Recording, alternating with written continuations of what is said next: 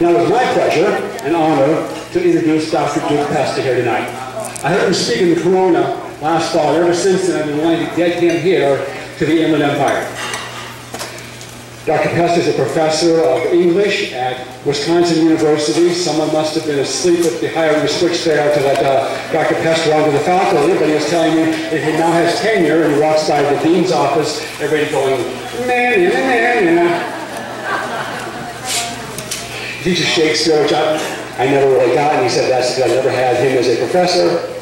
And he's touring the country on his own time, with no compensation, speaking out about the dangers and the problems with Common Core. And he's on tour in Southern California, and we are very fortunate to have him with us here tonight.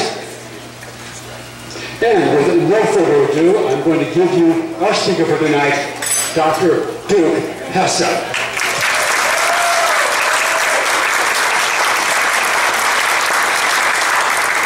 Dr. Pesta says I should entertain you while he's changing his computer and switching the video monitor. We should just be shortly here.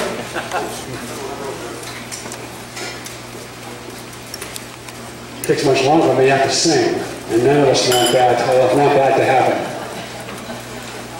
All right, we're ready to go. All right, I'm mainly concerned right now that you can all hear me. I'm going to talk to you from down here. Is that okay? Can you hear me in the back? All right. Good. I've got a naturally big mouth. I'm a professor after all. So I also want to apologize for the beard. It is not a fashion choice. Flew in from Wisconsin. We had 3 inches of snow this morning. It's a survival technique. As soon as we get over 40 degrees sometime in July, my wife's going to hold me down and shave it off. So I'm grateful to be here in sunny California. A couple things I like to say by way of beginning. First thing is I'd like to ask you to please hold all questions until the end. You can't talk about Common Core in 30 minutes. And so if we start taking questions in the middle of the talk, you're going to be here till midnight. You don't want that. I don't want that. So let me get through it, and I'll answer as many of your questions as I can at the end. Also like to say, by way of warming up here, Common Core, you got to stop thinking in terms of Democrats, Republicans on this stuff. It is not a Democrat issue. It is not a Republican issue. There's no doubt that the people who did this are progressive. And yet, across the country, there are many Republicans who support this. They have been a very hard nut to crack. You need to be thinking in terms of the political class versus the rest of us. Those who believe that big government has all the answers, I see very little difference anymore between the two parties on issues like this. I have given 350 talks now in 40 states on Common Core in the last 3 years.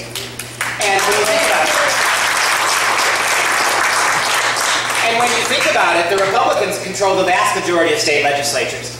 And they are the ones unwilling to move on this. My own governor, Scott Walker, I know this is going to break some of your hearts, but Scott Walker has been great on a bunch of things, but he's been horrible on Common Core. We cannot get him to remove it. He's not like Jeb Bush. He's not like Chris Christie. Walker hasn't advocated for Common Core, nor has he mocked those who oppose it, but he also won't get rid of it. So it's a big problem. And I think I'm telling you this because I want you to think in a nonpartisan way about this. I'd like for us to see this as a bigger problem than politics. When you get caught up on seeing this as one side or the other, it paralyzes us. So I'll share my experiences with you moving forward. Also want to say that in opposing Common Core, we are not being anti-teacher. I think, and you're going to see why very quickly, I think the only way you can support your teachers, the only way, is to oppose this.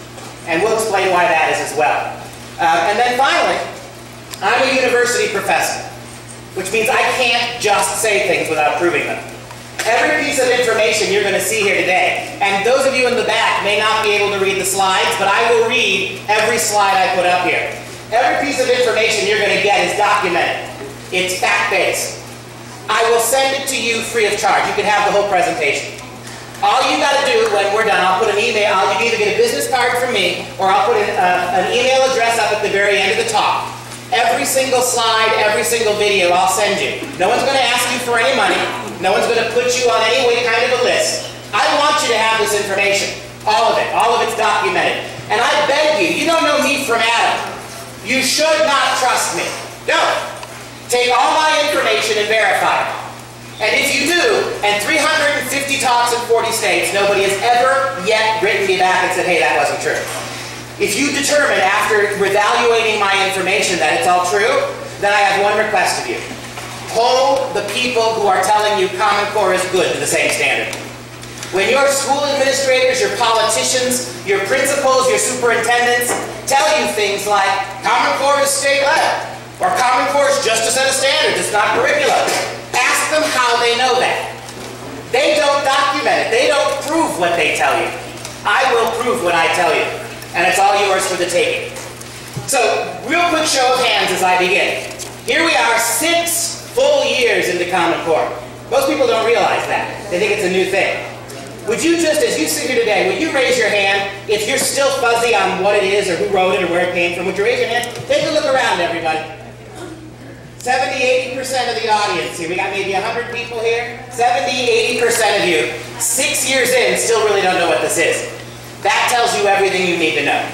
So I'm going to start with a very basic presentation. We're going to build on it. So let's start with the obvious. And the obvious is, what is Common Core? Common Core is an abbreviated term.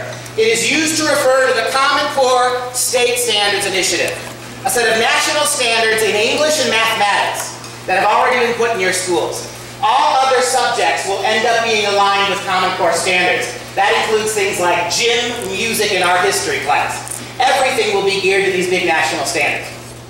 English and math are already in your schools. They've been for years now. Your state, California, agreed to take English and math. California did not agree to any of the other ones. California, none of the states in the Union were asked about the other standards. And yet, because you took English and math, the other standards are now being fed into your curriculum. Right now, the science standards are being fed in that nobody knows about. And Common Core, the term Common Core, is branding so badly. In a recent Gallup poll, 71% of American families, about 4 months ago, 71% of American families want Common Core out of the schools. That's huge. 3 years ago, nobody knew about it. So you're at 71% now. But what Common Core is doing is, they are changing the names of all the subsequent standards. Because they know you don't like the term Common Core. So the science standards that are now being fed into your schools aren't called Common Core Science, they're called Next Generation Science Standards. I should also point out to you, because you're going to see in this opening section, I want to establish credibility. My credibility is, I'm going to give you all my information in all the places I've got it. I think the way that Common Core was done will demonstrate to you their lack of good faith, right? So the names are being changed in all the new standards. You do know, right, that it is illegal to have done this. And I'll prove that in a moment, too. The federal government of the United States is prohibited by 3 different federal statutes dating from 1965 in establishing a national curriculum or national standards. They cannot do it. Also, you have the 10th Amendment the 10th Amendment of the Constitution, which prohibits the federal government from meddling in state educational decisions. What they did is categorically illegal. And we'll show you that in a moment, too. English and math. Well, who did this? The big lie of Common Core. I'm going to go through 5 different things that you're told about Common Core, all of which aren't true. And the first one is, Common Core was state-led. Common Core was created by the states. The people in the states had all sorts of impact. Teachers unions, everybody had a say on this. It's not true. Who wrote the standards? 2 Washington lobbyist groups, the NGA and the CCSSO. The Common Core standards were written by 2 Washington lobbyist groups, the National Governors Association and the Council of Chief State School Officers. There's a great, I know some of you are taking notes, there's a great article out there by a woman called Joy Pullman, P-U-L-L-M-A-N. Joy works for the Heartland Institute in Chicago. And Joy has written the definitive article on the 5 people who wrote Common Core. In these 2 Washington lobbyist groups, 5 individuals. Let's talk about lobbyist groups. Why do they call them the Common Core State Standards? If I'm telling you the states had nothing to do with this, well, can I ask you a question? Why do they call Obamacare the Affordable Care Act? Whenever big government takes things over, and this is true of all political parties, by the way, whenever the big government takes over things that don't belong to it, they always give it endearing, charming names. I guarantee you, if you kill Common Core tomorrow, they're going to roll it out again in 5 years. And they're going to call it Happy, Happy, Joy, Joy Education. And then when you oppose it, they're going to say, you just hate joy. Right? That's what they do. These 2 Washington lobbyist groups, National Governors Association and the CCSSO. I know what you're tempted to think. Well, there's your state rep, right? The governors. 50 state governors locked themselves in a room and banged out education standards. I wish that had been done. Because at least you could unelect a governor, right? But ask yourself, what qualifies your state governor to write education standards? You have one of the most frighteningly liberal, I guess they call him moonbeam, right? Governors in the country. You have him. I have one of the most conservative governors in the country. He ain't qualified to write education standards either. So why am I so gung-ho? Why do I wish it were the governors? Because if it was the governors, you'd have some control over them. The shocking thing about Common Core is the people who wrote these standards are utterly unaccountable to you and me. They have no formal educational background. They've never been elected to anything. They've never been classroom teachers. The 5 individuals in these 2 Washington lobbyist groups who did this to you, if you decide, California, that you don't like the standards, there's no way to get rid of these people. Here, this should blow your first fuse of the night. This is the copyright for Common Core. You keep hearing, raise your hand if you've heard somebody say that the standards were state-led. Right, we hear that all the time. How can they be state-led when the copyright says they weren't? Here's the copyright. The NGA Center and the CCSSO shall be acknowledged as the sole owners and developers of the Common Core state standards, and no claims to the contrary shall be made. They did it, not the states. 5 people in 2 lobbying groups. How do I know the NGA wasn't the governors? The NGA is go to their website, the National Governors Association. It's a lobbying group whose main purpose is to put politicians and their aides in touch with lobbyists and donors. That's all it is. To prove my point, does anybody know who the governor was in charge of the NGA for most of the time Common Core was being put in your schools? Not Christie. It was Governor Mary Fallin of Oklahoma. And Mary Fallin, 9 months ago, pulled Oklahoma completely out of Common Core. And what Mary Fallin said was she did it because the states were not consulted. Right? This was not state-led. The copyright tells you it wasn't state-led. And in these 2 lobbyist groups, these 5 individuals, let me tell you who the chief architect is. The man who is called on his own Wikipedia page the chief architect of Common Core is a man by the name of David Coleman, C-O-L-E-M-A-N. The liberal Huffington Post has called David Coleman the most powerful education official that nobody's ever heard of. David Coleman has no training in education. David Coleman has never been a classroom teacher, yet he is the architect of the 5 who wrote these standards. Do you know that no sooner did David Coleman finish writing the Common Core standards than he left the Common Core Committee and he became the president of the College Boards, where he is now rewriting the SATs and the ACTs. The exams your kids are going to have to take to get to college, he's writing them to conform to his Common Core standard. I want you to think about this. I call this banana republic stuff. This should not happen in a constitutional republic. Public education is public, which means it belongs to you, the moms, the dads, primarily the moms and dads and the kids. Unelected, unaccountable, untrained in education people did this, completely off the grid. You have no control over them. How do you get at David Coleman? And how in the world do we allow the same man who wrote standards to miraculously end up as the president of the College Boards? And allow him to rewrite the exams our kids take to get into college according to his standards? How do we do that? This is shocking when you think about it. Not only were they not state-led, they were done by a very small cabal of people. Well, who paid? You got 5 individuals and 2 Washington lobbyist groups who paid for it. That would be the Bill and Melinda Gates Foundation. As you sit here today, billionaire Bill Gates has spent over $6 billion on Common Core. To advocate for it, to advertise for it, to propagandize for it. Do you know, before the standards were even written, Bill Gates had written multiple $million-dollar checks to the National Parent Teachers Association. You know, the group that's supposed to be watching out for your kids.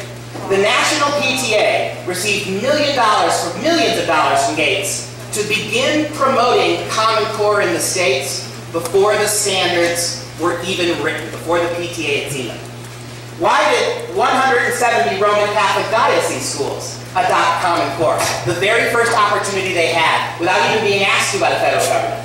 Could it be that the NCEA, the National Catholic Education Association, the chief watchdog for our Catholic kids, they received hundreds and hundreds of thousands of dollars in grants from Bill and Melinda Gates. And Gates, I want you to think about that. The only thing Bill Gates has spent more of his private money on than Common Core is abortion, eugenics, and population control in Africa. That's what he's doing with his money. How do you align that with Catholic thinking? And yet, our Catholic schools, hundreds of thousands of dollars to the NCEA to support Common Core. In fact, there's not a single educational organization in this country, major one, that supports Common Core that was not paid by Bill Gates to do so. $6 billion worth. Think about that for a second. Well then, how did it get into your schools? Okay, I know what you're thinking. All right. So we now know 5 people wrote it. They're part of 2 unaccountable Washington lobbyist groups. We know that Bill Gates, a private citizen, funded it. Well, how did it get into your public schools then?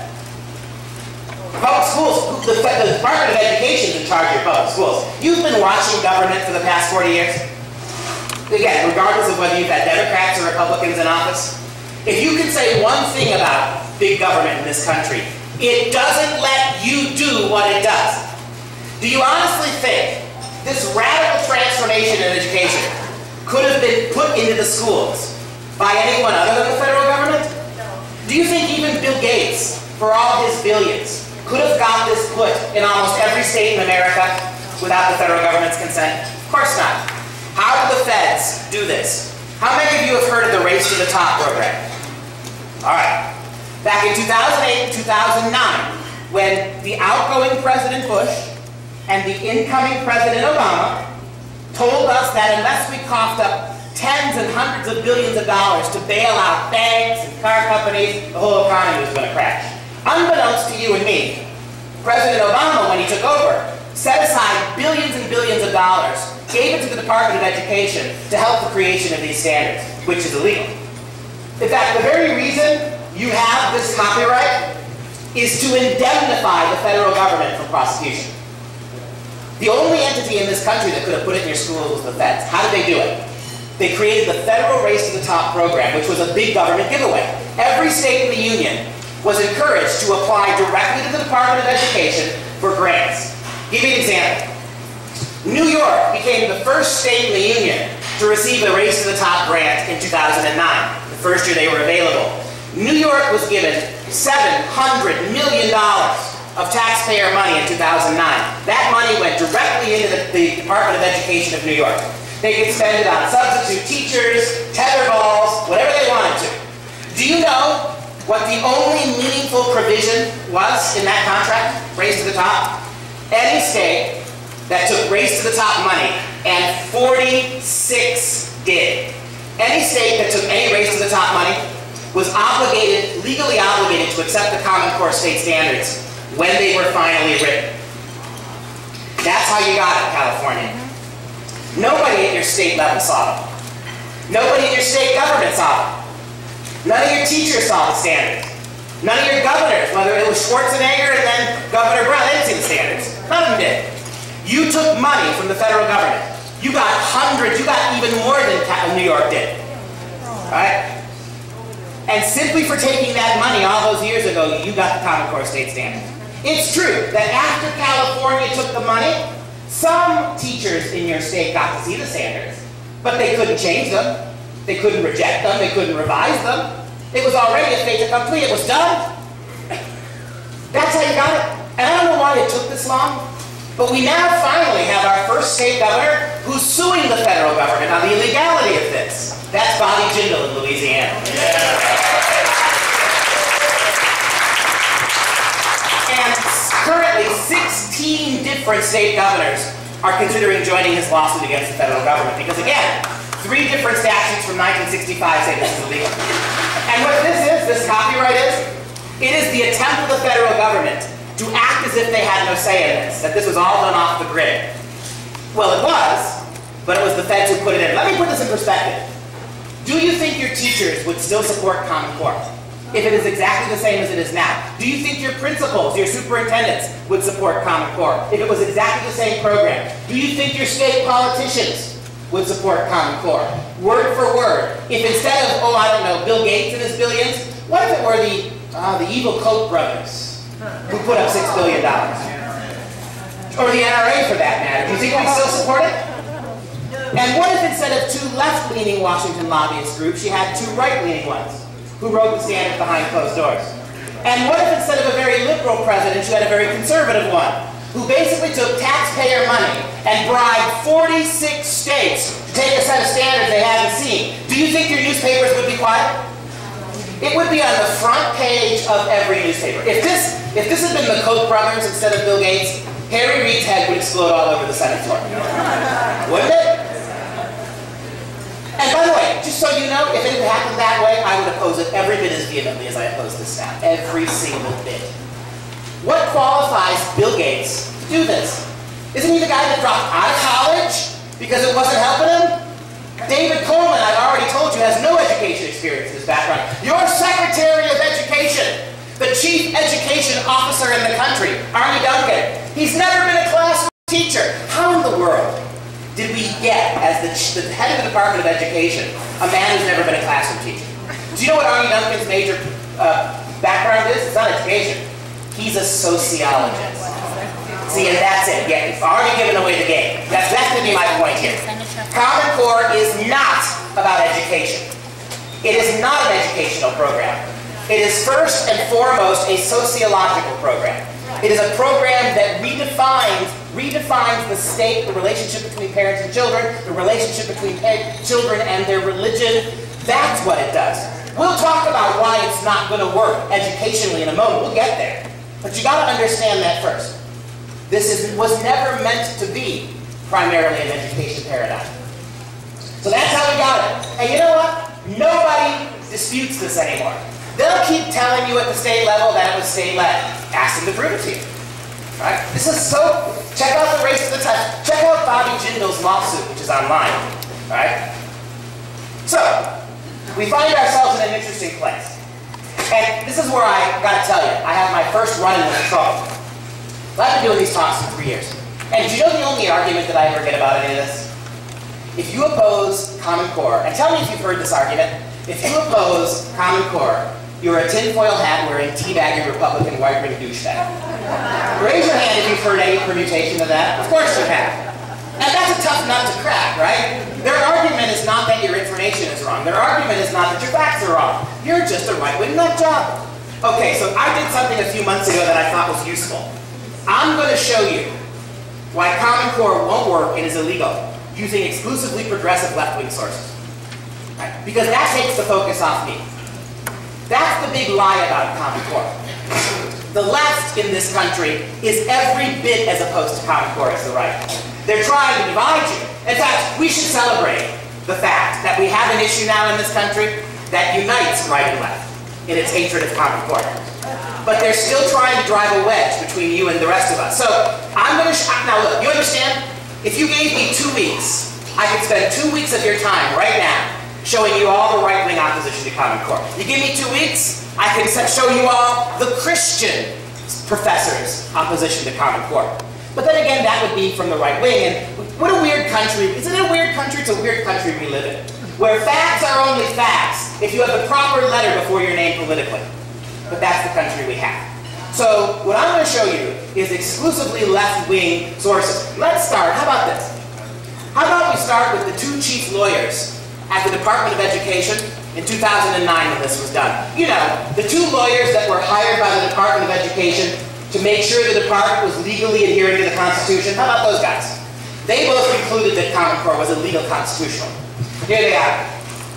With respect to the race to the top Common Core scheme, Robert S. Eitel and Kent D. Talbert, former Deputy General Counsel and General Counsel, respectively, of the U.S. Department of Education, concluded that, quote, these standards and the tests will ultimately direct the course of elementary and secondary study in most states across the Union, 46, running the risk that states become little more than administrative agents for a national K-12 program and running a risk that raising a fundamental question about whether the Department of Education has overstepped its legal boundaries. Since they are no longer at the Department of Education, they've written a 40-page paper, which is available free online at Pioneer Institute, laying out all the ways that Common Core is illegal.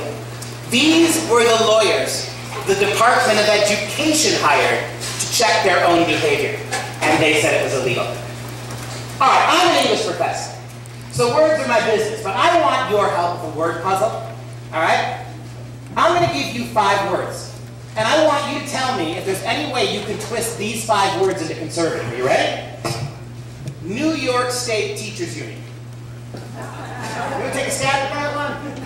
And I want you to notice the date on this, January of last year, about a year ago. The entire New York State Teachers Union called for an immediate removal of Common Core. You should also know that there are 3 states in the Union that got Common Core very early, way before you did, California. They were New York, Florida, and Kentucky. And you know what's interesting about that? All 3 of those states have had 2 full years of the testing. Your kids are getting right now as we speak. All 3 of those states now are desperately trying to get out of it, starting with New York.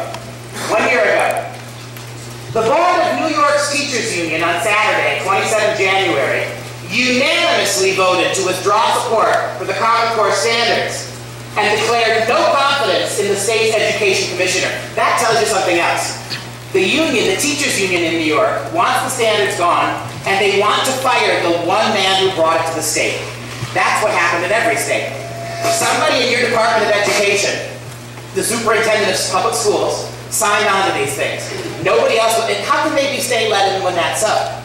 Right? That's John King Jr. He is the superintendent of public schools in New York. He's the one who took a race to the top grant and brought Common Core to New York. Not only does the union want the standards gone, they want them fired. The New York State United Teachers, a union that represents more than 600,000 educational professionals in the state, is also asking the Board of Regents to remove State Education Commissioner John King from office. And although the union previously backed the Common Core standards, the union says it will not support the education benchmarks, quote, either as interpreted or implemented. Not the way they were written, and not if you try to fix them, get rid of it. Why? Because they saw what your teachers are about to find out. 2 full years they saw these tests. You're getting yours now, California. How about if that's not enough? Well, we don't even need to do the state of New York. How about the whole NEA? How about the National Education Association? How about the largest teachers union in the country? And by the way, you understand that the NEA is no right-wing group, right? Now that the UAW has been hamstrung, this is the most politically active union in the country, and none of that money goes to the right. In fact, this is the union, the NEA, that when Governor Walker, you may recall, took on the teachers unions in Wisconsin and beat them, this is the union that spent $150 million of their teachers' dues to try to get him thrown out of office. They failed. Here's what the NEA said a year ago February. The nation's largest teachers union is pulling back on its once enthusiastic support for the Common Core academic standards, labeling the rollout, quote, completely botched, unquote. National Education Association President Dennis Van Rokel said, quote, the standards will not succeed without a major course correction, including rewriting the standards and revising the related tests with teacher input. Yes, you heard that right. Teachers had no say in writing these tests. That's the second thing, by the way, that absolutely makes Common Core federal. The only way you have to measure student performance are these big, one-size-fits-all standardized national tests. That's it.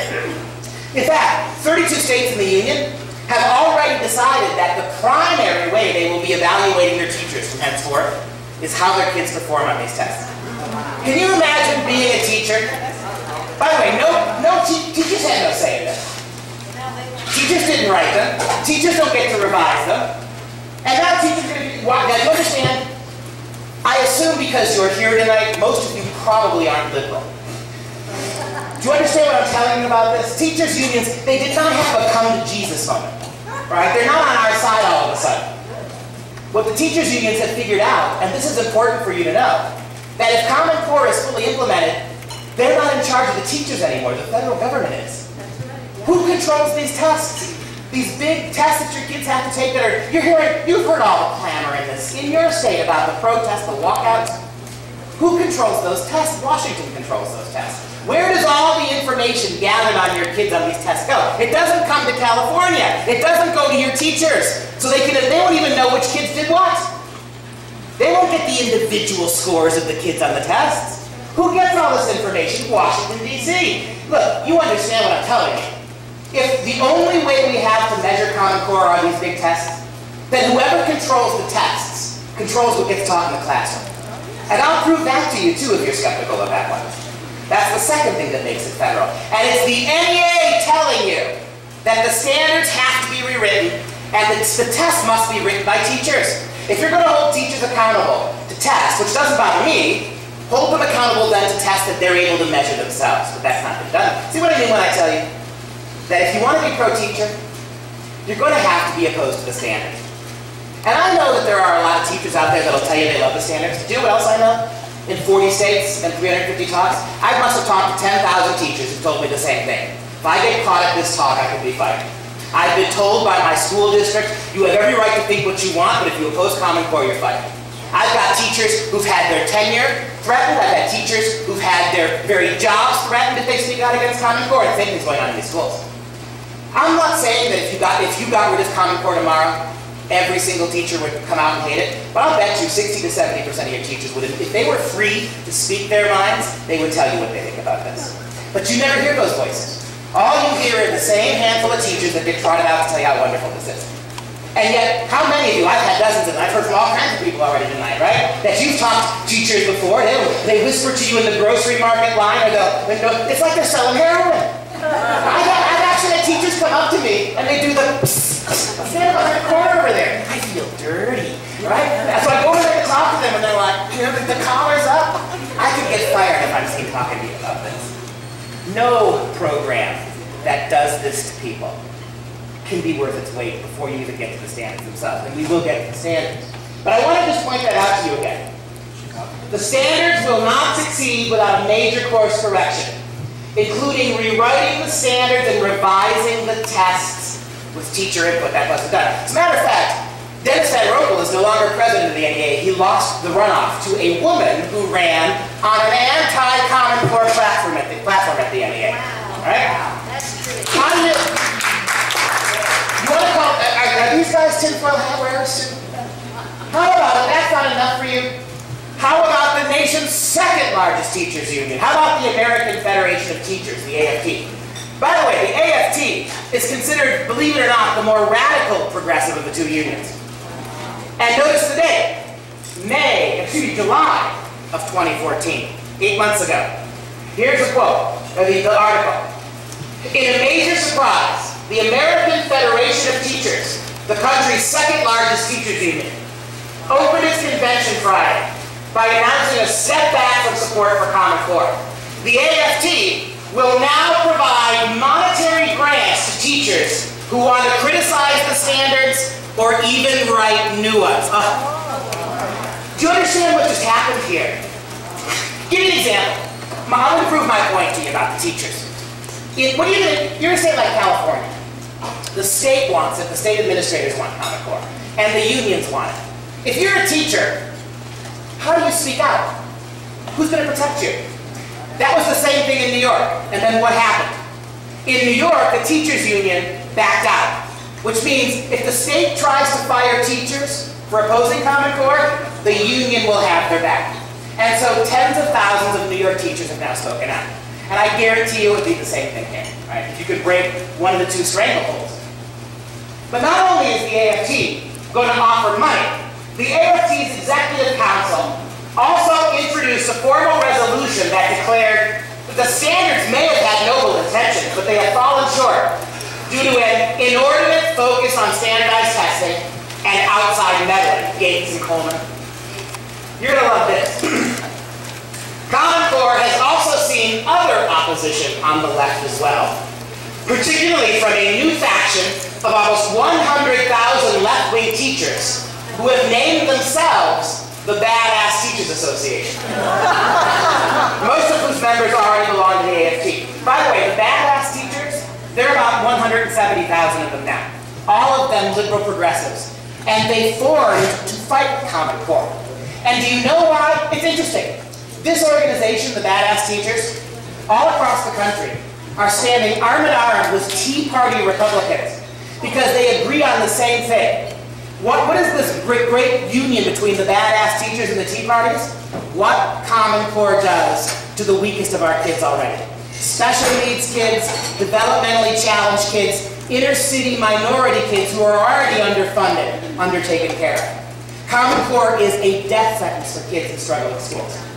And the right and the left, arm in arm, the Badass Teachers and the Tea Party, fighting Common Core together. And I gotta say, this is one of my personal favorites. How about the Chicago Teachers Union?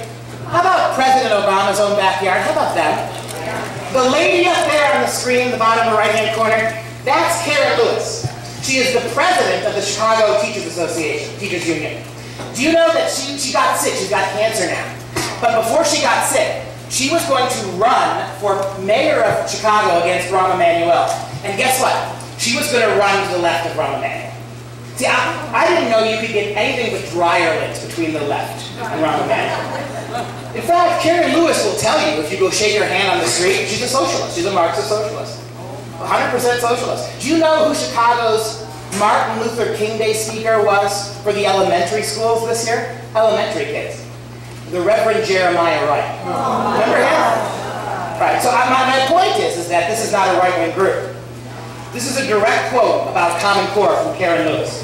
Quote, I agree with educators and parents from across the country.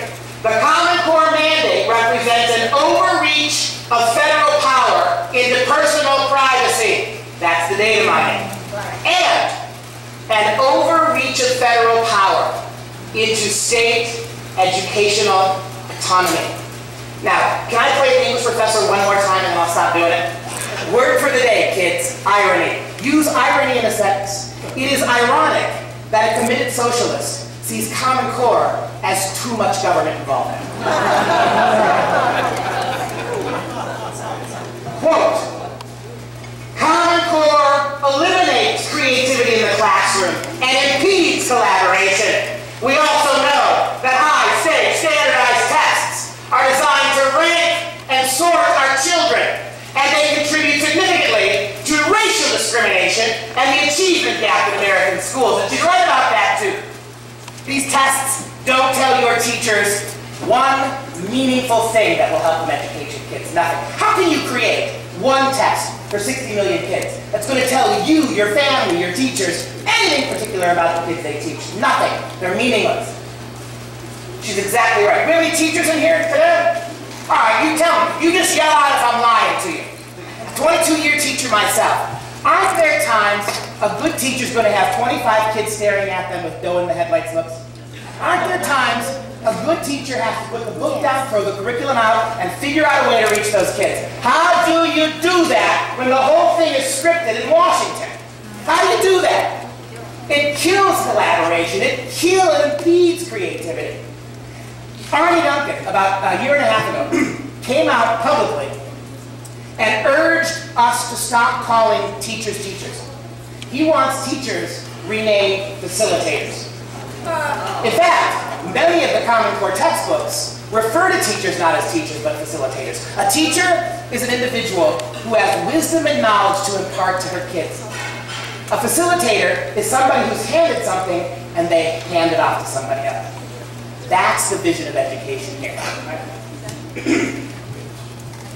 Not only did Karen Lewis issue that personal statement, the Chicago Teachers Union wrote 30 different anti-Common Core resolutions. 30. Can't read them all. I'll just read you a couple. Quote, instructional and curriculum decisions should be in the hands of classroom professionals who understand the contexts and interests of their students. Boy, what a revelation. Shouldn't those people who understand the kids in front of them, shouldn't those people who've been trained to teach them, shouldn't they have the latitude to teach the kids the best they can, given what those kids need? Because not every kid needs the same thing. One of the big arguments for Common Core is, gee, won't it be wonderful when every kid learns the exact same thing every day? Think about that for a second. Let's do the math for a moment that your schools will not do. If you're going to get 60 million American kids to exactly the same place, is that going to ultimately have to be a higher place or a lower place? Lower. Of course it is. Look, you want, in the name of social justice, you want me in the NBA? Because I can guarantee you, there is nobody in the NBA who looks like me. What a crying shame that is. And look, I'm not picky. I'll be the 13th man. I'll wear a jumpsuit and wave a towel. Just give me my 4 million NBA minimum salary. But again, if you're going to equitize the NBA by putting people like me in it, is it going to be a better level of play or a lower one? Of course it has to be. Who actually believes that all our kids are the same kid? All our kids have the same needs, abilities, talents, attitudes, agendas, family life. How do you possibly think this is a good idea? But that's what Karen Lewis, and again, remember, this is Karen Lewis, the Marxist socialist, telling you, right, that your kids aren't robots. How about this? Common Core standards were developed by non-practitioners, non-teachers, non-professors, including tests and curriculum publishers and education reform foundations, like the Gates and Broad Foundation. That's exactly right. Who did this to you? Wasn't teachers, wasn't professors. Who did this? Textbook companies. Have you noticed, ever since we created the Department of Education in the late 1970s, have you noticed that every 4 and 5 years we throw everything out and start over again? Let me give you an example. And again, please tell me, ladies and gentlemen, if I'm wrong. My teacher friend. Isn't it interesting that the teachers are sitting way in the back? I don't blame you guys. Your kids do it to you all the time. I get it. But this is the thing. As far as math goes, there is nothing new in math for kids from 5-year-old to 17. There's not a single new thing in the last 2,000 years. For kids in calculus or advanced math, I get that things change. But third grade math is third grade math. Have we invented a new number that I'm unaware of? Has somebody invented a new geometrical form and slipped into geometry that nobody told us about? No, of course not. And if that's true, you ought to be able to buy one math textbook and use it for 60 years. But see, if you did that, companies like Pearson wouldn't make any money. Think about this. We managed to educate our kids very well for 200 years with no Department of Education. Yes. And you understand that in the late 1970s, university professors in the late 1970s weren't saying, geez, kids are coming to us stupid, something has to be done. Moms and dads in the late 1970s didn't conclude that all of a sudden our education system stinks. The teachers were not disappointed in the performance of their kids. Who was it? We created the Department of Education, and all of those billions that used to go directly to the states now funneled through the Federal Department of Education. And what did they do? They had to justify being able to keep a lot of that money, because they didn't want to send it to the states. That's what bureaucracies do. So what happened? After the Department of Education needlessly was created in the late 1970s, they immediately commissioned companies like Pearson and McGraw-Hill, big textbook companies, to create national tests. And guess what those tests all proved? That your kids were stupid. That they were failing everything. Throw out the textbooks, we'll write more. You're letting McGraw-Hill and Pearson, textbook companies, determine whether or not your kids were succeeding. Well, of course your kids were going to fail, right? And every 4 to 5 years, all the billions, how many billions, California, did you spend on the joke that was No Child Left Behind? And how many billions more are you going to spend on the bigger joke that is Common Core? And you understand that Common Core will go away simply because they need to sell you something else. But there's bigger problems than just that. All right? It's interesting, isn't it? And by way of concluding, the Chicago Teachers Union says, as a result, the standards better reflect the interests and priorities of corporate education reformers than the best interests and priorities of teachers and students. It's all about the money, isn't it? It's why you took it, California. There's not a single educator in California who got to look at the standards and conclude they're wonderful. It didn't happen that way. Your teachers' unions didn't get to see the standards. Your legislators didn't get to see the standards. And God knows the moms and dads weren't consulted. But you took a bunch of money from the federal government, close to $1 billion, and that's what brought you into this. And now you're told by your schools that you can't get out because we already spent the money. Right? What kind of an argument is that? Think about that for a second. We did something really illegal and horrible, But we did it, so changing it would be even worse. Don't you wish you had that money back from No Child Left Behind? Did you really need 12 years of that before you changed your mind? How about this? This now is important. 3 weeks ago, up to date. Notice the date on this, 4 weeks ago. Exactly 4 weeks ago, January 24th, 2015. The entire Washington State Democrat Party called for an immediate removal of Common Core from the state of Washington. Yay. And we're not talking about Iowa or Idaho here. We're talking about Washington, which gives you a run for your money, California, in terms of progressivism. And and if I did not tell you this was the Washington State Democrat Party who wrote the following, you'd be absolutely convinced it was the Tea Party. Let me read to you, 3 weeks ago, what the Washington State Democrats said. The Central Committee of the Washington State Democrat Party has passed a resolution that roundly condemns the Common Core state standards. This is the first time a statewide Democrat Party committee has taken a public position against the Common Core. And it happened in the backyard of Bill Gates. Let me read to you the actual resolution that Washington State Democrats passed. Whereas the copyrighted and therefore unchangeable Common Core state standards are a set of controversial, top-down, K-12 academic standards that were promulgated by wealthy private interests without any research-based evidence of validity, and they are developmentally inappropriate in the lowest grades.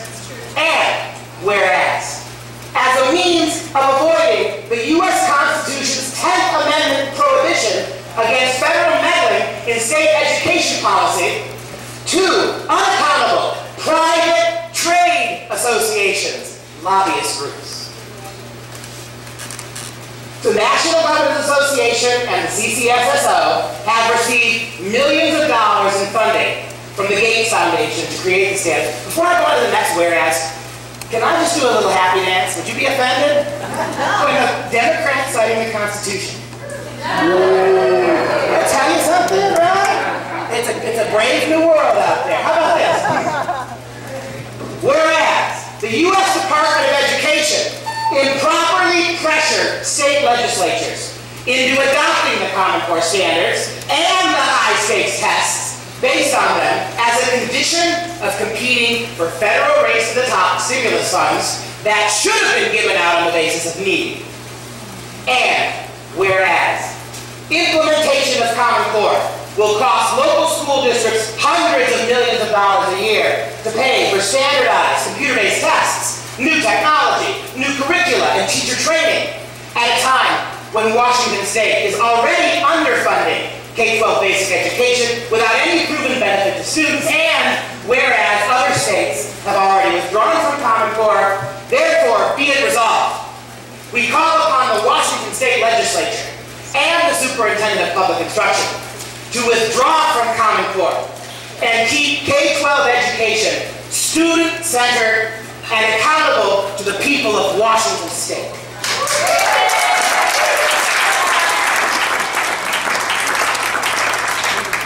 And you see a pattern here, right?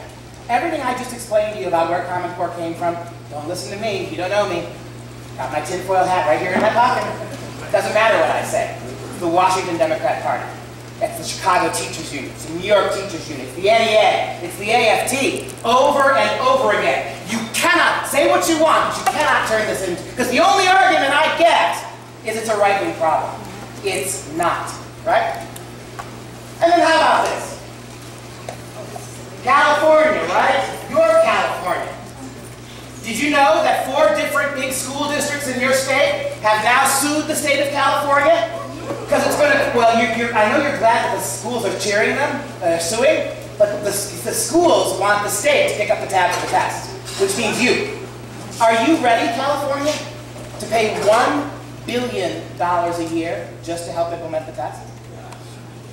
Notice the date on this, January 29th, 2015.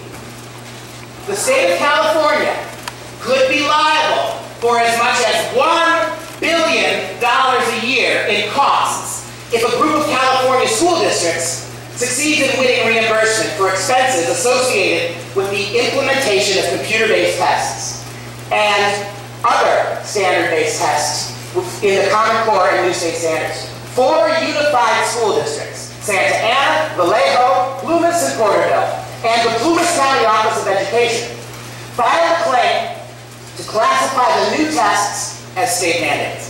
Of course they are. Your state took it, which means your state took it and forced it on your state schools, which means, of course, the schools aren't going to have to pay for these tests. You are. And while it's a great thing that the schools have sued the state, what they're asking for is more of your money. And the simple fact is that the schools have calculated it's going to cost $1 billion a year in your state every year just to do the kind of testing that the Common Core calls for.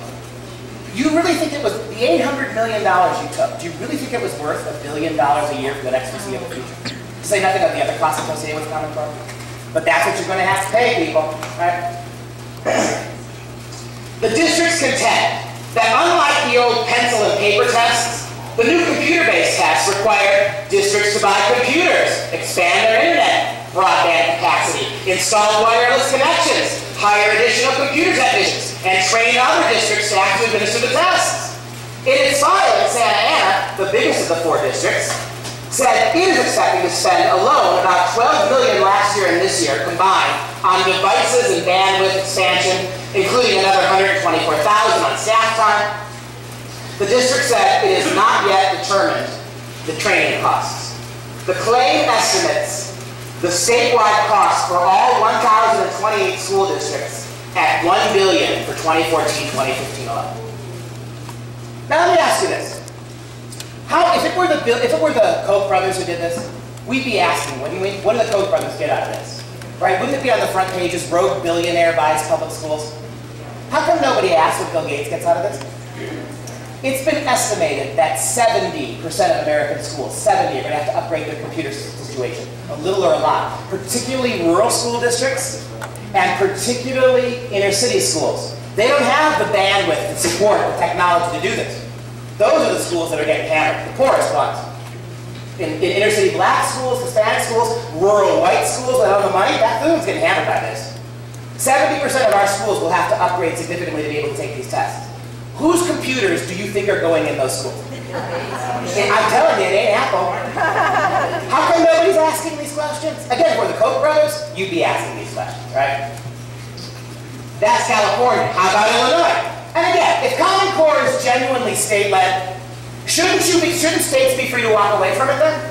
Yes. If they keep telling you it's state-led, then a state should be able to walk away with no penalties. But what happens to the states that try to pull out? Not only does your federal government bribe states to take it, they blackmail states to try to get out of it. I'll give you but one example from 3 weeks ago. Notice the date, January 31st, 2015. Illinois. Feds threatened to take away $1 billion in school funding from Illinois. Why? Because the city of Chicago, as you just saw, is only going to offer the tests to 10% of their kids. The whole rest of the state of Illinois is giving the test to everybody. Illinois is 100% in compliance, except for the city of Chicago. And for that, the feds say, unless Chicago complies, you will get no money from us. If this is state-led, how does the federal government get away with doing this? Chicago Public Schools' decision to administer new Common Core tests to only about 10% of the city's 600 schools could cost the state over $1 billion in federal aid. In a recent letter to Illinois School Superintendent Christopher Koch, from Assistant U.S. Education Secretary Deborah Delisle, made it clear that the state could lose as much as $1.17 billion in federal education funding next year if Chicago schools don't comply with Common Core testing requirements. One city refuses to implement all the testing, and the whole state will lose its budget. Think about that for a minute. By the way, $1.17 billion of federal money, that's less than 8% of the money Illinois spends on education. Think about that. Why not just get the federal government out of it? You guys, and by the way, the money that you get from the federal government is about 7% of what California spends on education every year. So in other words, if you got all the federal money out of your state, you would only have to make up about 7%. So what are you doing this for? Why are you selling your souls, California? Why are you surrendering your autonomy to a federal government that's paying you well less than 10% of what you spend anyway? Why are you doing this? There's no reason for it. But you see the larger point here, don't you? How do you still want to call this state-led? When you were bribed to take it, California, you want to still call it state-led, where you can try to get out of it? The feds punish you with federal withholding of the money? It's not state-led. It's a stinking lie. But those two, you can talk to politicians about this tomorrow, you can talk to your superintendents tomorrow, they'll look you in the eyes and tell you the exact same stuff.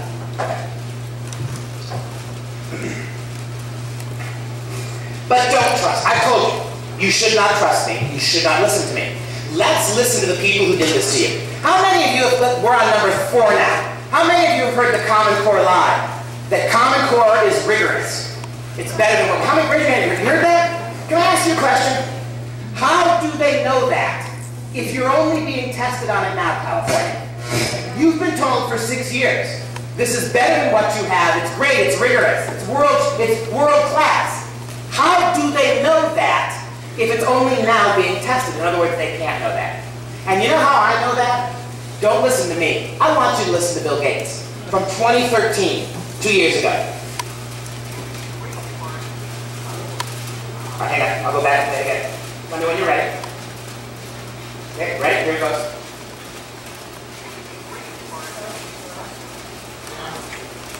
It's over here.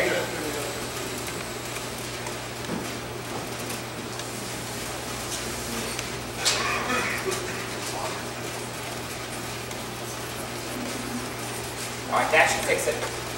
Try it again. Okay, here it goes.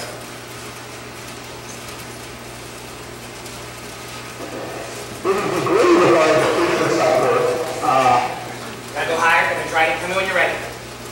Yep. This is the great with our education sector, but that we don't know for how they're effective. It's a short clip. What he said is, and I'll play it one more time after I'm done so you can verify it.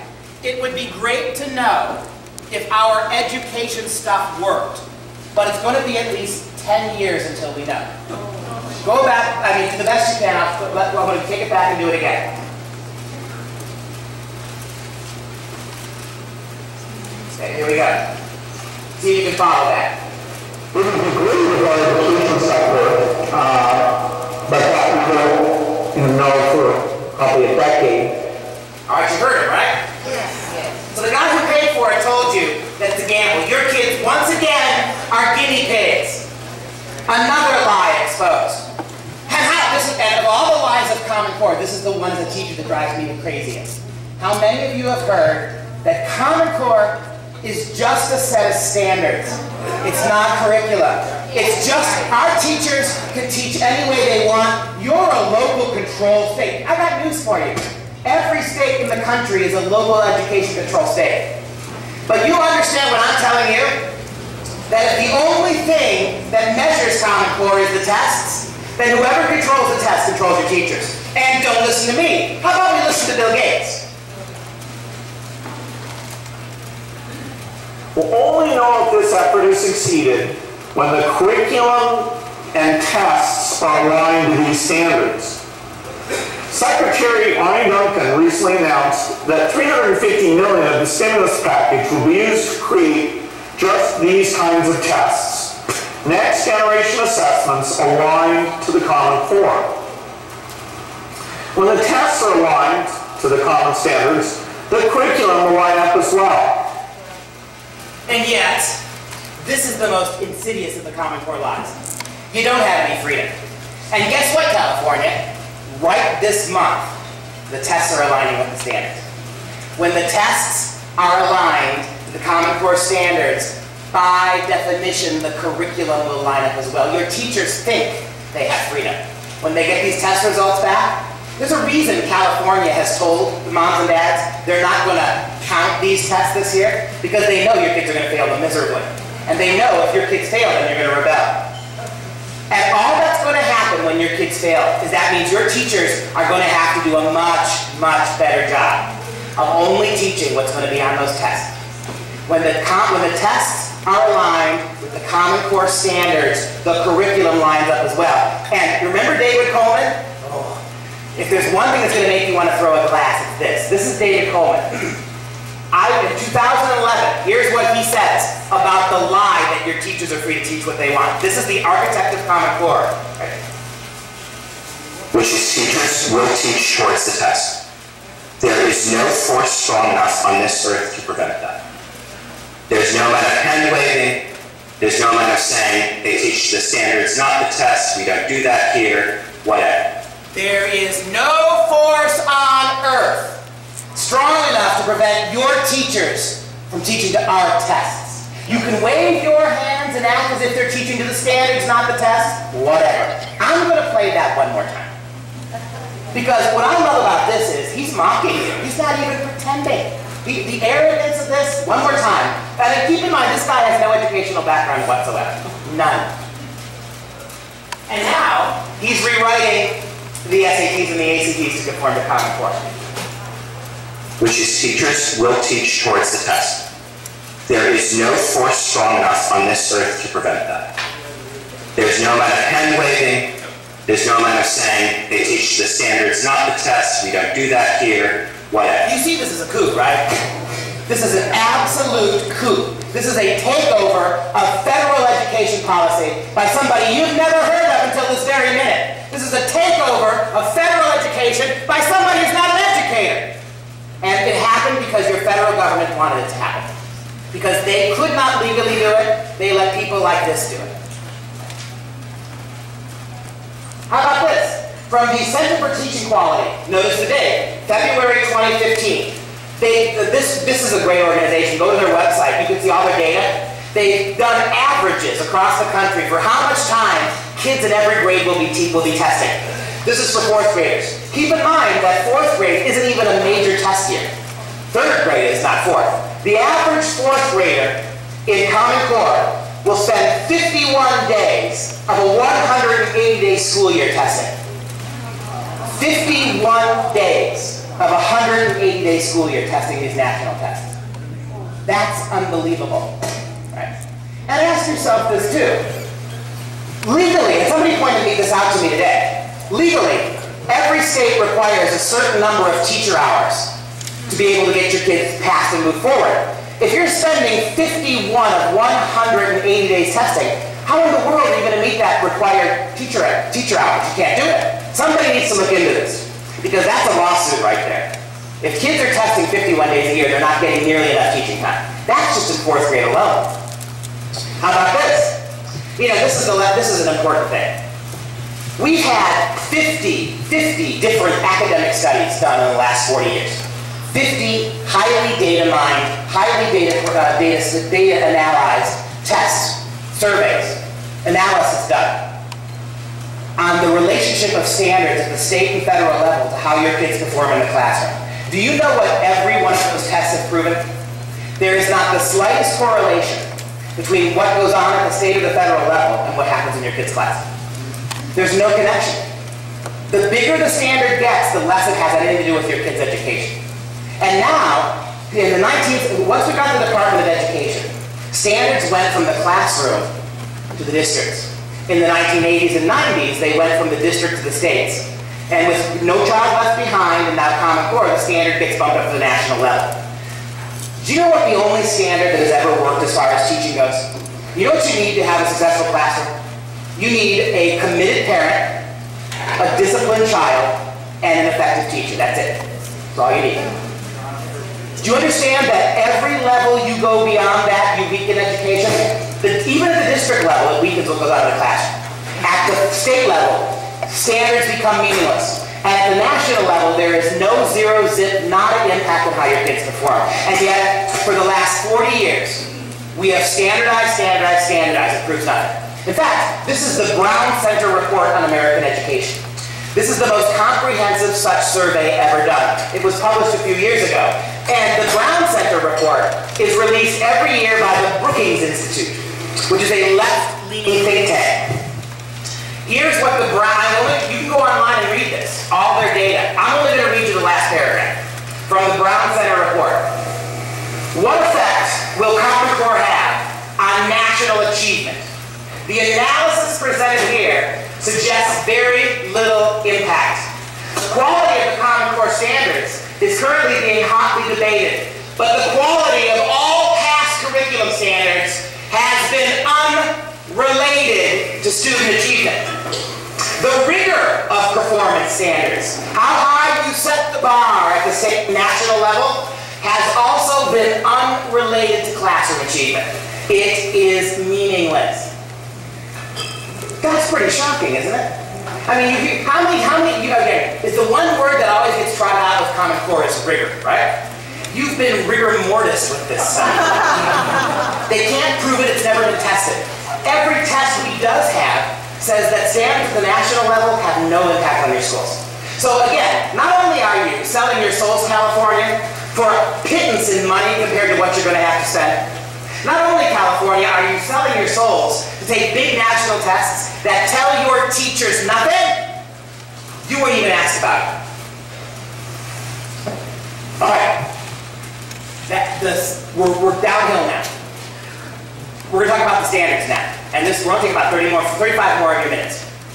But I'll tell you, that's how you got it. Before I move forward, I want to ask you one question. Even if you think you like the standards, even if you think they're great, can you countenance how we got them? Even if you think they're going to be the best thing in education, are you willing to allow this to happen this way? And the cost of it, and the disenfranchisement of it, are you willing for that to happen? I guarantee you're not going to like what you see about these standards. But how we got it is absolutely staggering. I got to give you one short little history lesson, and I'm done giving a history lesson. To show you, it's all about accountability and transparency. The Common Core people did something else back in 2012-13 that you might be tempted to see as a good thing. After they wrote the standards, the Common Core people hired an outside committee to evaluate. They brought it to Washington, D.C., their state left, right? But the committee came to Washington. And what the committee was given charge of was to evaluate the Common Core standards. This committee of 29 people was given absolute carte blanche. They could throw the standards out, they could get rid of them, they could revise them, whatever they wanted to do. What's really interesting about the committee was called the Validation Committee. What's really interesting is this committee brought in only one person who had any experience with national math standards, and only one person who had any experience with national English standards. The math professor is a fellow by the name of James Milgram, a retired Stanford University math professor. Milgram's a big, big deal. A lot of the math that got us to the moon in the late 1960s, as a young man he wrote it. One of the 20 top mathematicians in the world, who's usually regarded as. Professor Milgram took one look at the standards and rejected them, said they must immediately be thrown out. Professor Milgram said, and I quote, "It is an absolute joke to think that Common Core math will prepare your kids for STEM careers, science, technology, engineering, or math, or even for math at a four-year college. Throw them out." The English specialist is a woman by the name of Dr. Sandy Stotsky. She is considered one of the foremost English language arts specialists in the country. She's been to your state to speak 6 to 8 times already, to warn you. She too said, throw them out. These, and I quote, she said, I quote, "These standards in English writing and comprehension will set our kids 3 years behind the 3 years they're already behind the high-achieving countries with regards to reading comprehension." She said, get rid of them. Sandy and Jim convinced others on the committee to vote no. Do you know what your Common Core people did? They just blacked them out of the document. They just cut them out of the document. They ignored everything they said, they erased all mention of them, and they validated with the people who were named. That's a fact. That's why Stotsky and Milgram, by the way, both lifelong Democrat voters. That's why Stotsky and Milgram are traveling the country doing exactly what I'm doing. Warning you that this is a disaster. This comes directly from Sandy. And as an English professor, it makes perfect sense to me. What's wrong with Common Core English? Well, number one, at every single grade level. Now again, this is all predicated on something that you now understand. There is no way to separate the standards from the curriculum. Your teachers all went home one bright June morning when the semester ended, the school year ended. They came back the following September, and all the books had been gone, taken out. And all the textbooks have been replaced with Common Core textbooks, or even no textbooks at all. Uploadable worksheets from companies like Pearson. How did your teachers, who'd never heard of Common Core, learn how to teach it? The only tool they had were the textbooks. Who wrote the textbooks? Pearson Publishing, responsible for almost all of them. Did you know that Pearson Publishing owns 100% of the Canadian textbook market? Yes. It already owns 84% of the American textbook market. Did you know that last year, a couple of years ago I should say, the federal government of the United States gave Pearson Publishing the exclusive contract to produce all the tests and administer them for your kids' exams? Pearson gets paid $30 for every test your kids take. What's 30 times 60 million? And so the federal government now is paying Pearson, a company whose job it is to produce tests and books. Your federal government is paying $300 million a year to Pearson to do what it otherwise would have done. Pearson then turns around and sells all those books back to California and keeps the money. The federal government did not bid out the contract like they are legally mandated to do. They just handed it over to Pearson. This is what's called crony capitalism, isn't it, right? There's a small group of companies like Microsoft, companies like Pearson, who are going to reap billions and billions off your kids. So when you realize that the only thing we have to teach the standards of the curriculum, then that whole argument that they're separate, and you heard Bill Gates say it, you heard David Coleman say it, the tests will determine what your teachers teach. Having said that, at every grade level, Common Core requires kids to read 50% less than they were before, and write 50% more. At every grade, your kids are writing more than they're reading. And every metric shows, every study ever done proves that kids only learn how to write well after they read well. Once you get a kid to read and read better and fall in love with reading, then they write better. Well, Common Core has flipped that around. And as Dr. Stoffy points out, what in the world are they writing about if they're not reading anything? Maybe that's how kids in Wisconsin, 8-year-olds, you're 2 years ago now, 8-year-olds in Wisconsin, 3rd graders, were sent home with an essay assignment in English class, Common Core. Tell how the state is just like the family, but better. And as Sandy points out, because they are not reading good books, they're being handed things, a much higher incidence of indoctrination. Another thing that's going on in Common Core is it's mandated in Common Core at every grade level that 50% of the literature your kids used to get in English class is being pulled out, and it's being replaced by so-called informational texts, most of which come directly from the federal government. So Sandy points out, well, and as an English professor, let me ask you this. Why do we teach, when you put your kids to bed at night, you tell them a story, right? But if the purpose is to get them to fall asleep, why do you tell them stories that get their little hearts pumping? In other words, you put them to bed, you excite them. If you want them to fall asleep, shouldn't you read them, I don't know, what, Bill Gates' computer manual? I mean, the reason you read stories to your kids, because you know intrinsically that kids learn how to, they love reading through stories, they get better at it. But all that storytelling is being pulled out of Common Core. And it's because, you know, when you read Shakespeare to a 9th grader, or the 9th grader reads Shakespeare, or a 12th grader reads Jane Austen, you don't talk about who knows how Shakespeare would have voted on illegal immigration. Who knows how Jane Austen would have voted on green energy? You don't. When you read the classics, you read for truth, justice, war, peace, love, big issues. In other words, you spend a lot of time discussing morality and ethics. But when you pull the literature out and you replace it with pamphlets from the federal government, you end up talking about politics.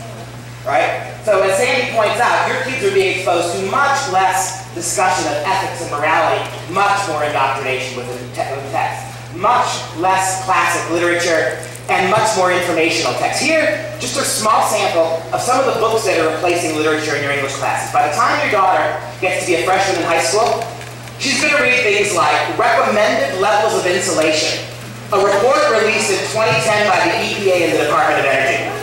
I've read it. It's a 50-page regulatory manual on the environmentally correct way to insulate new buildings. Is that something that's going to make your 9th grader want to read more EPA pamphlets? No. Sandy estimates that about 35% of the informational texts that replace literature deal exclusively with man-made global warming. They provide only one side of the argument, that it is happening and America is responsible for it. 35%. As she points out, critical thinking is when you expose kids to multiple sides of an argument and you let them decide, this isn't bad. This is handing kids things right from the federal government. Now how about this? By the time your son's in 10th grade, they're going to be reading in English class President Obama's own executive orders from the White House. Executive Order 13423, strengthening federal environmental, energy, and transportation management. Another one for 10th graders. a long essay on the evolution of the grocery bag. And yes, spoiler alert, paper and plastic are both bad and America's destroying the planet. By the way, that essay, the evolution of the grocery bag, is part of what prompted the whack jobs in Sacramento to ban plastic bags throughout all of California. That's what your kids are getting. Now ask yourself, even if you think this global warming nonsense belongs in your kid's classroom, why isn't it in science class? Why is it in English class? Why is it in every class your kids are being taught? Remember what I told you. The primary purpose of this isn't to help your kids read better. It's not to make your kids classically educated. It is to shape the way they think about issues. You're going to start reading junk like this in 2nd, 4th, and 5th grade without providing it. And why are you doing it in English class? You're not going to help kids read. And then, as Sandy rightly points out, of that little literature that's left in Common Core, you heard the Washington State Democrats say it, you heard the Chicago Teachers Union say it. Why is so much of it developmentally inappropriate? Why is so much of what little literature is left in Common Core sexually and developmentally inappropriate for kids? Here's a classic example. This is Toni Morrison's The Bluest Eye. Toni Morrison is a fantastic writer. She's an African-American novelist. She won the Nobel Prize. She's great. But we wouldn't teach this book to freshmen in college. It's about a 12-year-old girl who's the victim of rape and incest. And over the course of the book, she comes to bond with her rapist and writes in shockingly graphic sexual terms about the nature of their encounters. I've blacked out all the words. You probably can't read it anyway. If you want to come up afterwards, I'll show this to you. This book has been pulled out of Common Core classrooms for kids as young as middle school, 8th graders. This book has been pulled out of Common Core classrooms in Catholic schools for kids as young as middle school. Sandy estimates it's about 35 to 40 books at the high school level alone, exemplar text for Common Core, that contain this level of graphic pornography. Books like Dreaming in Cuban and Black Swan, over and over again at the high school level. Your kids are being exposed to really shocking levels of graphic sexuality. They could have picked anything for kids to read. They picked this stuff. They took out most of the literature, they replaced it with highly politicized homosexual advocacy for kids as young as 2nd, 3rd, and 4th grades. A transgender advocacy stories for kids in 5th, 6th, and 7th grade. Mainstreaming radical sex, radical sexual narratives for kids in high school. And it's not just the older kids. Here's an example. You can't read it, I'll read it to you. It's an example of a lesson plan for an 8-year-old, 3rd grade. This went home with a bunch of, if Common Core words involved, it might not be a bad assignment. You send the kids home with a paragraph. The kid's job is to read the paragraph and then answer some questions. What is the main theme of the story? Who are the main characters? Perfectly normal. But look at the assignment that came home for 8-year-olds. Here's what it was. Ruby sat on the bed she shared with her husband, holding a hair clip. There was something mysterious and powerful about the cheaply manufactured neon clip that she was fondling in her newly suspicious palms. She didn't recognize the hair clip. It was too big to be their daughter's, and Ruby was sure that it wasn't hers. She hadn't had friends over in weeks, but here was this hair clip, little and green, with a few long black strands of hair caught in it. Ruby ran her fingers through her own blonde hair. She had just been vacuuming when she noticed a small, bright green object under the bed. Now their life would never be the same. She would wait here until her husband Michael returned home. And the theme that the kid has to write on the line is that dad is having an adulterous affair in mom's bed for an 8-year-old. Now look, I can't keep you here for a week, but I have time to show you all the examples of this. You go to Google and you type in sexualized Common Core English lessons, you'll find 1,000 of these. 1,000 of them. What are they, as Sandy rightly points out, what in the world are they doing here? Well, they don't make any sense from an English perspective. They don't make any sense from an educational perspective. But from a sociological perspective, if they want to break the Judeo-Christian moral code you teach your kids, if they want to drive a wedge between families and kids, well, that's very effective, isn't it? And then there's the math. Professor Milgram is great. We brought Sandy Stotsky, we brought Jim Milgram to testify in Wisconsin. Milgram went on for 3 hours about why the math standards won't work. As Milgram points out, he said there are only 22 mathematicians in this whole country who actually could write a standard for 60 million kids. It's almost impossible to do it numerically, and not one of them were ever consulted on this.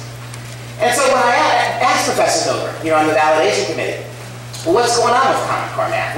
What's going on? He agreed. This is not a math curriculum that encourages kids to do well at math. This is what he referred to as social justice math. In other words, it's not fair that every kid can't do math at a high level. Come on, think about your own math experiences. In your classrooms, how many of your kids when you're in school, your fellow classmates, could really, really excel at math? Was it 15%, 20%? I never could. When I was in 3rd grade, I had a 2nd grade math ability. Here I am, 45 years old, I still have a 2nd grade math ability. No, seriously. I can balance a checkbook. I can leave a tip, although I always leave 20% because I can't do the 5. Kind of throws me out. But according to everybody besides my wife, I did pretty well in life, right? The world needs more than CPAs. But while I was in 3rd grade doing 2nd grade math, I was also reading at a high school level.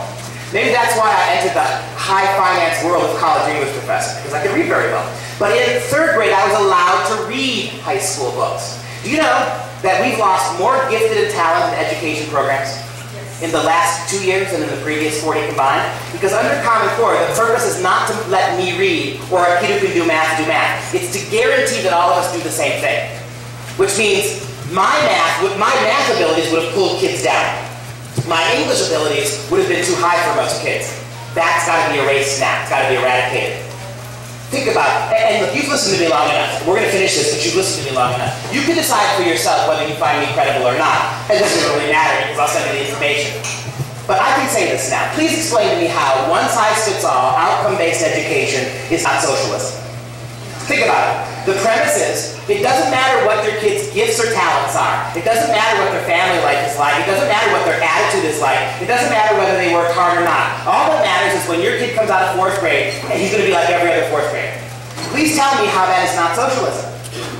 That's sociology, isn't it? We're not interested in letting kids be good at what they're doing. We got a young man here today. Would you raise your hands?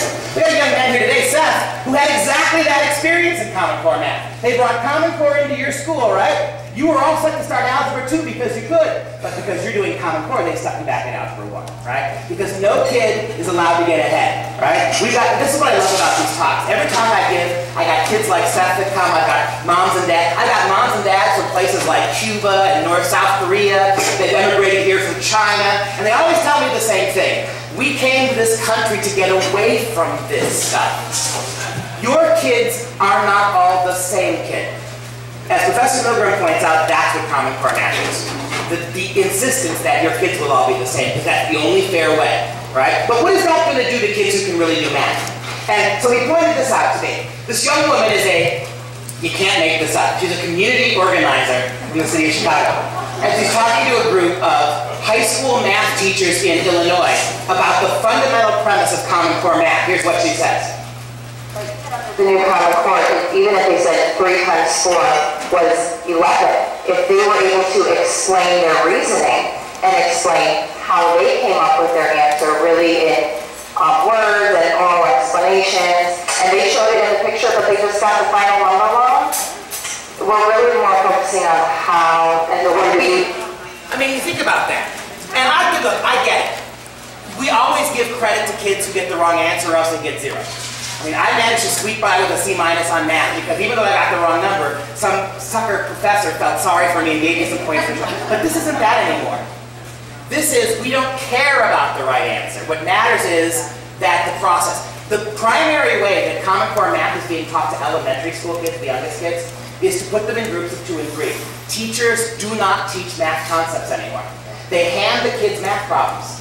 And the kids have to, the purpose of the assignment is not to get the kids to the right answer. The purpose of the assignment is to get every kid in the group to agree on what the right answer is, to agree on what they think the answer is. I have an actual exam. New York, who's been doing this longer than you, 3rd grader. The question was 7 times 6. The little boy wrote 42. He got it marked wrong. The teacher said, the other 2 children in your peer group agreed on a different answer, so they got it marked right. He did not agree with his classmates, and so even though he got the right answer, he was marked wrong.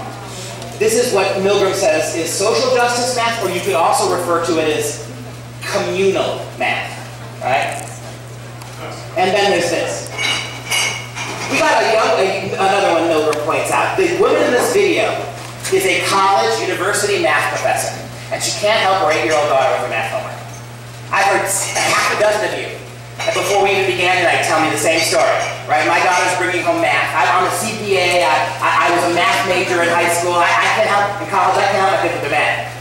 And so Milgram pointed to this. The woman is a university math professor, so she puts her little daughter at the whiteboard and has her work a problem. Watch this exchange. He says, this is as good an accounting of Common Core math as I can give you. Here's your difficult math problem. Add those three numbers, 1568, 1423, and 680. So what I want you to do is, can you solve that problem showing me the way that you learned how to solve it in school? Then talk to me while you're solving it. So we learned that a big square like this is 100. So we could make that 100 into a cube, which would make 1,000. So I'm going to do that.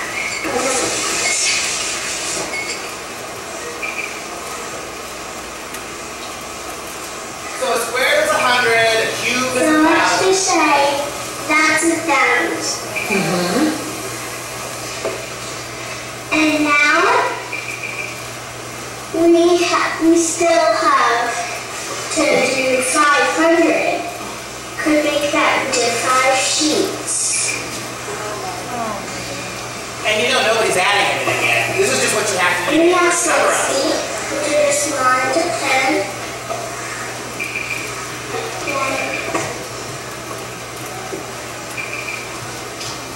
Now you gotta put the second number on the board. For the birthday, she got 1,000.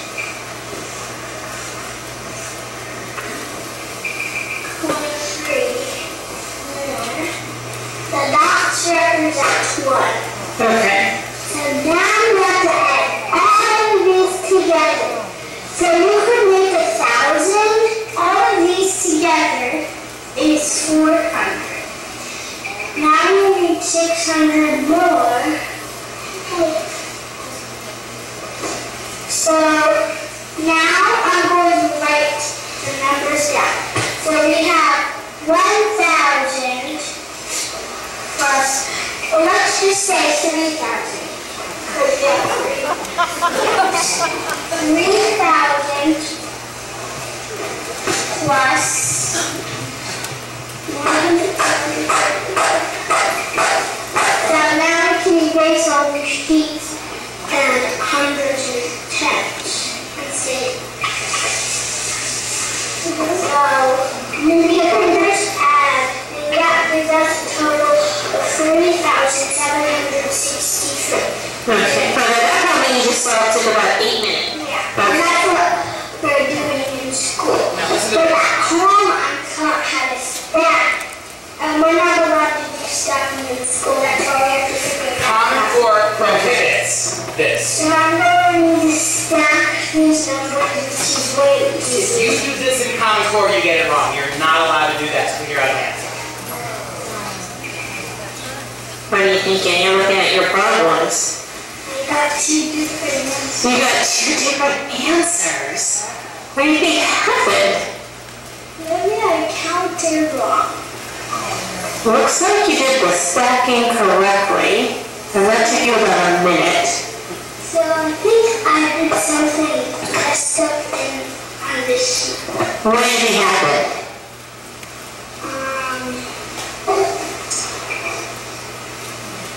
Well, since that way was more confusing. That's a very smart little girl. But you know, that's what Milgram says. There is no defensible reason on earth. Look, I don't want to be glib. As somebody who was poor in math, I get that some kids are visual learners. I get that a kid like me, perhaps, might benefit from all that drawing, although if you put me at the board and let me draw cubes, I don't think I'd do any of that. As a matter of fact, if you put me in 2nd grade in a group of 3 other kids to figure out a math problem, I'm going to agree with the kid with the sweater vest, the vest, and the glasses every time. I mean, that's just what I would have done. And that's what this is. The problem with this, as Milgram says, there's no conceivable justification. Teach kids the obvious way. And then for kids who need extra help, if you want to do that goofy stuff, try it. But Common Core prohibits doing math that way. Another thing, Common Core will not let you count memorizing multiplication tables. So if you want to do a simple multiplication problem, you are not, if you know 8 times 8 is 64, it is 64, right? If you know 8 times 8 is 64, you write that down, that's not good enough. You only get credit if you do all that other garbage. What is this, he says, going to do to those kids who are intuitively mathematical? For a guy like me, it doesn't matter much. Although, if you're taking 8 minutes to do a simple addition problem, think about this. In every high-achieving math country on Earth, all of them, the place where math is taught really well, places like Thailand and South Korea and Sweden, those kids begin learning algebra, serious algebra, in 7th or even 6th grade.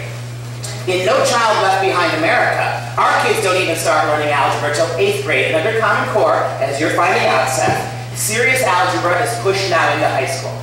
If you're not starting serious algebra in 9th grade, you will not be in a position to take calculus and advanced math anymore. And that's what they're doing. Hundreds of school districts have already removed calculus as an option for high school kids because no kid will be allowed to get there. Do you understand what's happening here? This is substituting math. Because again, I get that not every kid is good at math. In the same way that not every kid was able to read Shakespeare in 3rd grade. I get that. But why not let them be what they are? Give them as good a broad education as you can. That's not what this is. In fact, I'm going to prove it to you. Remember my mantra? Don't listen to me. Listen to the people who did this. That's Jason Zimba. The man in this video is Jason Zimba. He's one of the 5 people responsible for Common Core.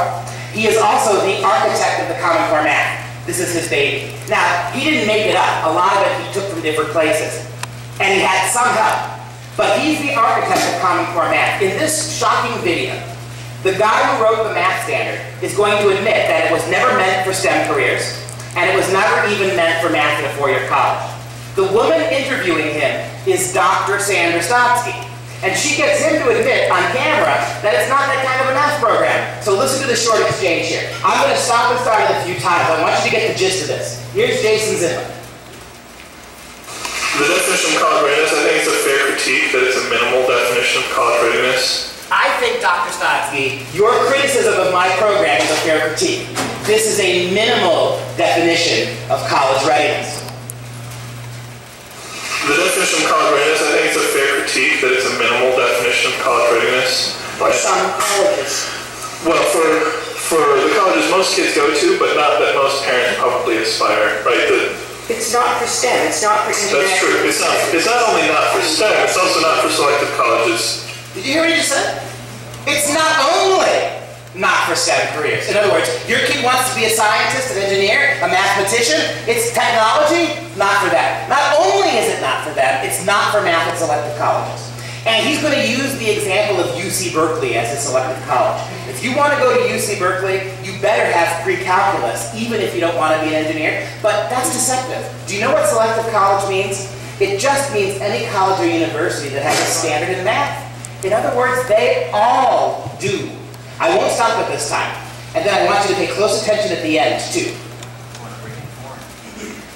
The definition of college readiness, I think it's a fair critique that it's a minimal definition of college readiness. For some colleges.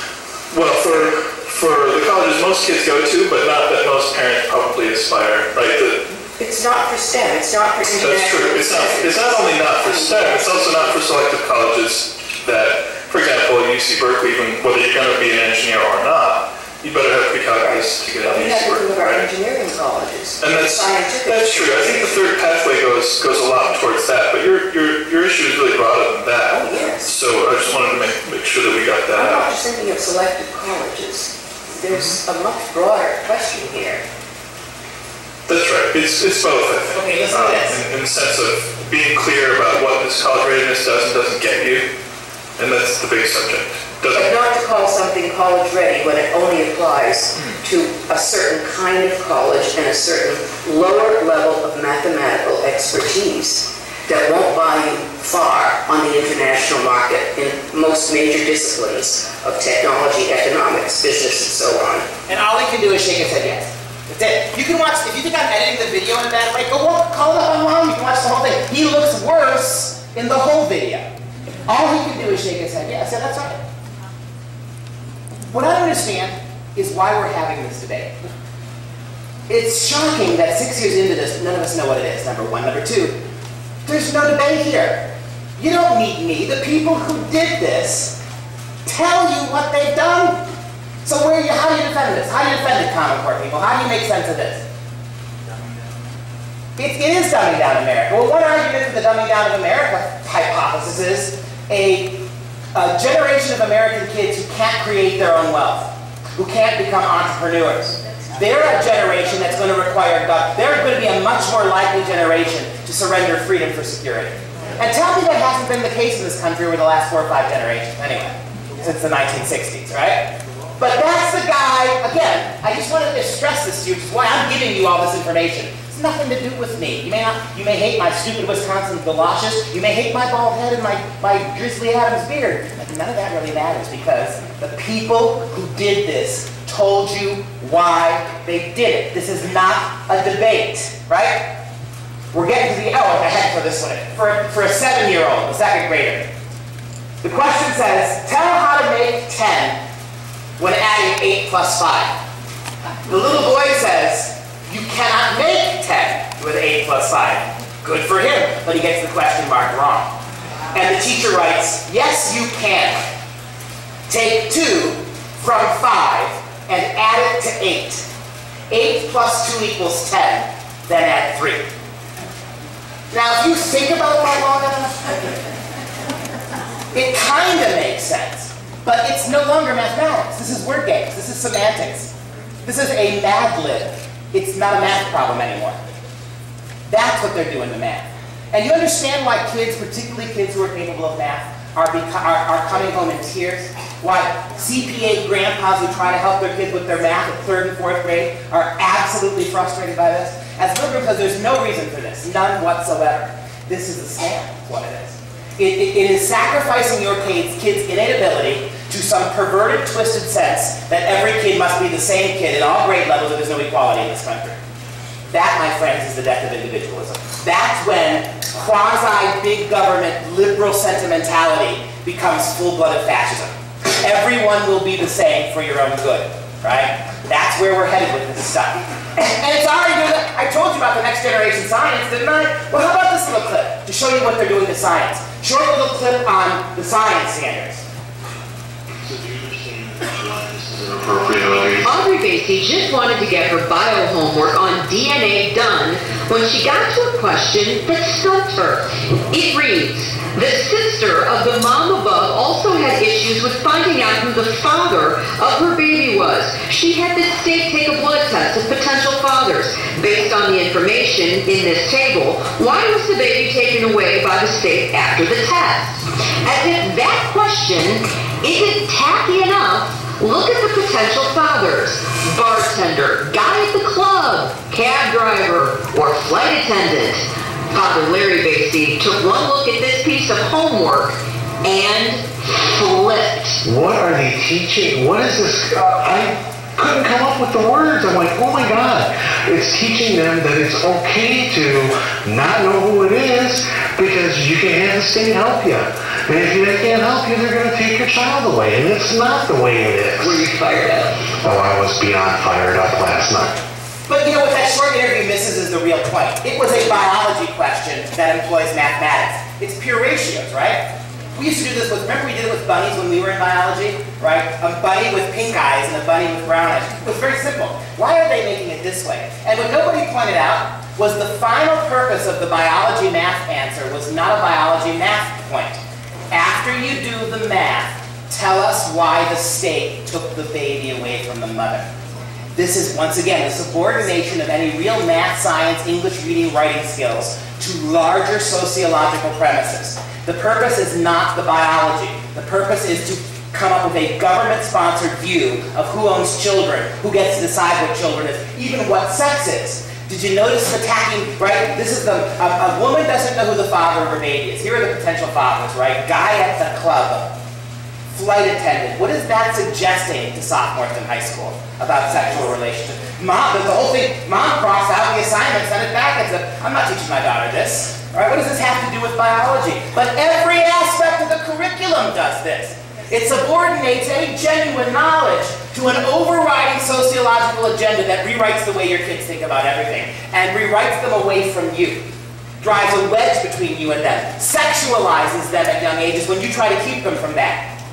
Takes takes away your ability, Mom and Dad, to help your kid with math, so they have to go to the schools to get the only help they get. Take something as simple as science and turns it into an abject lesson in sexual promiscuity and big government paternalism at the expense of real science. At every level it does this to your kids across the board. How about this math problem? Again, for 8-year-olds, 3rd graders. It's a simple ratio problem.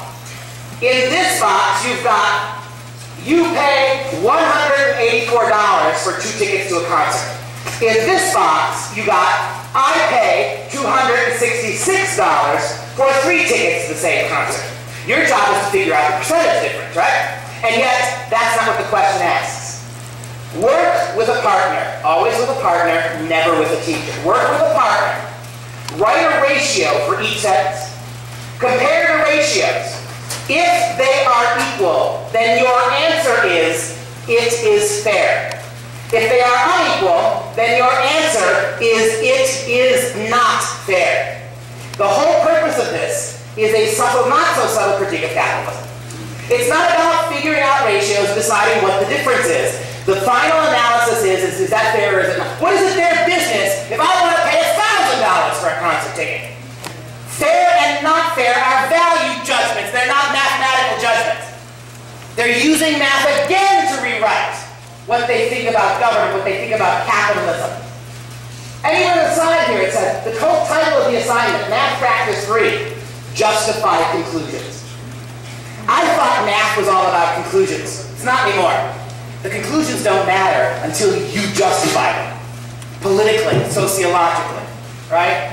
You want more of this? I don't have time without taking all your evening up. But if you go to Google and type in sexualized Common Core, you'll get 1,000. You go to Google and type in goofy Common Core math, you'll get 10,000 of these. Across the board. Right? And then this. This is Irvine. There are about 40 different American school districts now that are doing this. This one's from Irvine, right up the road here.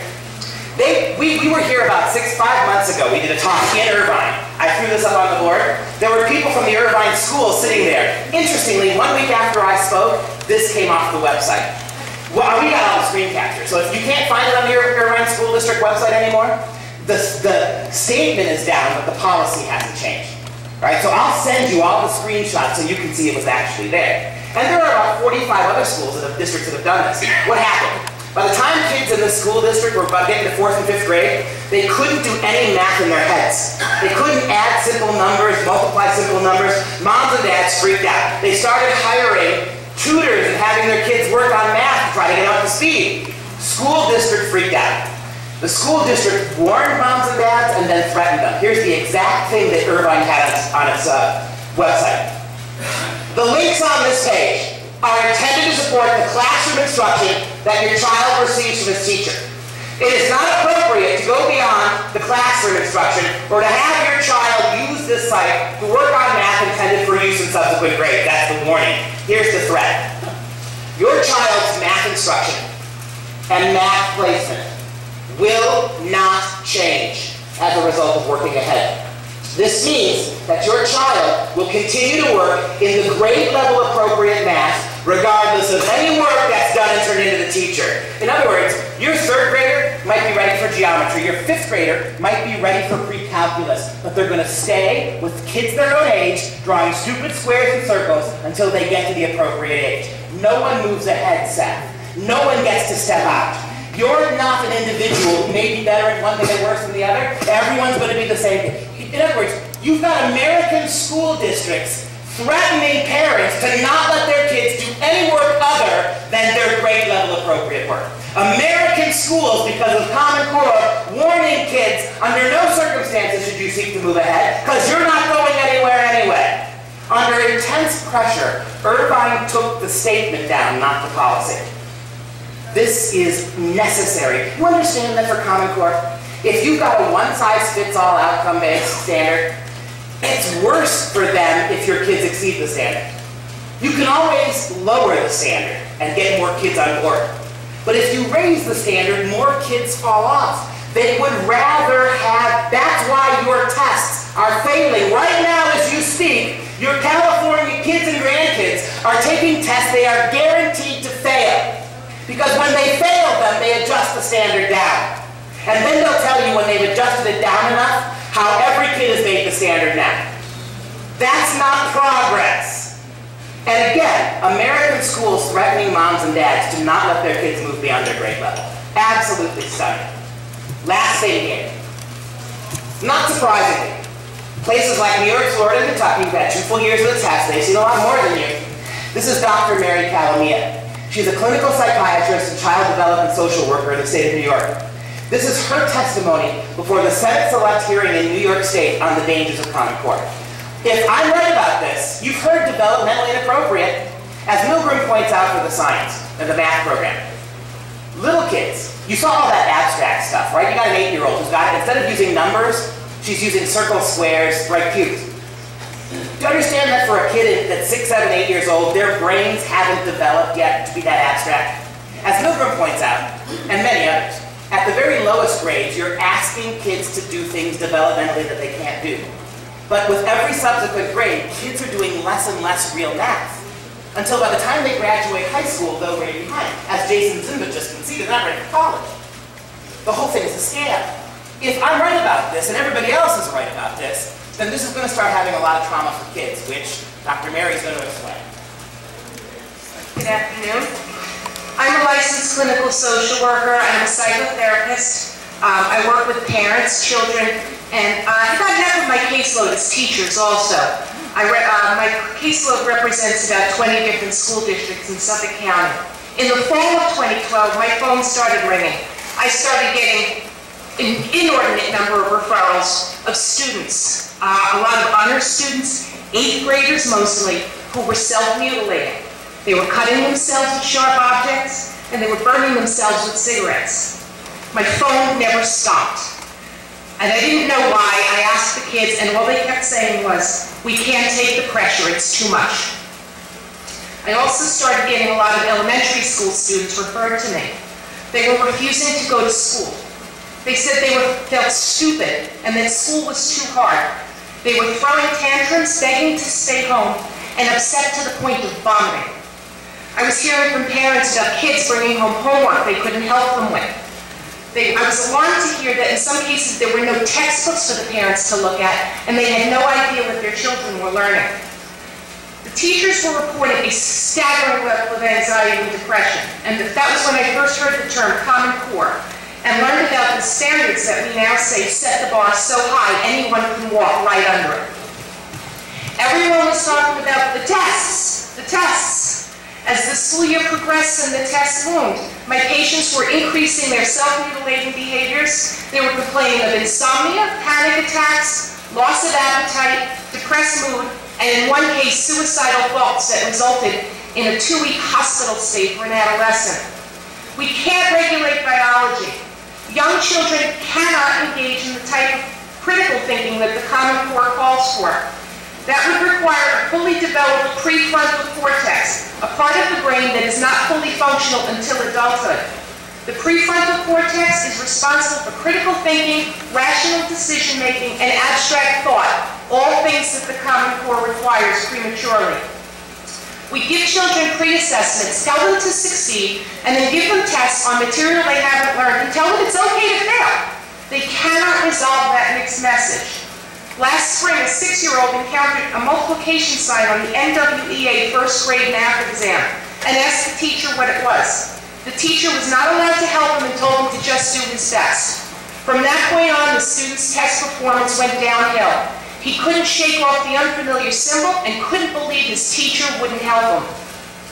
The Common Core requires children to read informational texts that are owned by a handful of corporations. They don't have a filter to distinguish good information from bad. So whatever you put in front of them, they take that as gospel. They're literal. So when we give them a textbook that explains the Second Amendment as the people have the right to keep and bear arms in a state militia, they will look no further for clarification. We ask them to write critically using emotionally charged language to persuade instead of inform. They don't have that functional prefrontal cortex, so they tap into their limbic system, which is the part of the brain that involves basic human emotions, anger and fear being the foremost. So when we ask them to use emotionally charged language, we're actually asking them to fuel their language with fear and anger and aggression. They cannot temper this judgment. They don't have the ability to do that. So we teach to the test, which I think doesn't really measure learning. I think the tests measure endurance and resilience. Only a child who can sit still for 90 minutes, come back the next day and do it again, and the next day again, can succeed. I'm going to introduce you to a couple, I'm almost done, I'm going to introduce you just a couple of student stories, okay? A couple of the faces of the Common Core. We have an entire third grade class that spent the entire day sobbing after one testing session. A second grader who witnessed this is now in third grade and won't go to school. She's being evaluated, a 7-year-old being evaluated for psychotropic medication just to get her to go to school. A 6-year-old who came home crying because in September, in the first grade, she didn't know what a vertex was. 2 8-year-olds opted out of the ELA exam and were publicly denied cookies because the teacher gave them to the class but wouldn't give them to them. And that teacher, who under duress, felt obligated to do such a thing. A 6th grader who once aspired to be a writer but now won't do it because we do it all day long, even in there. And a mother who has to leave work early because her son is hysterical over his math homework, and his CPA grandfather who's babysitting for him can't even help him do it. And countless other kids who are refusing to go to school, feel stupid, and now are completely turned off to education. I will conclude with this one thought. Our country became a superpower on the backs of men and women who learned in one-room schoolhouses. This isn't rocket science. It doesn't take a great deal of technology or corporate or government involvement to help our children to succeed. We need to rethink the Common Core and the associated high-stakes testing and get back to the business of educating our children in a safe, healthy, and productive manner. Thank you.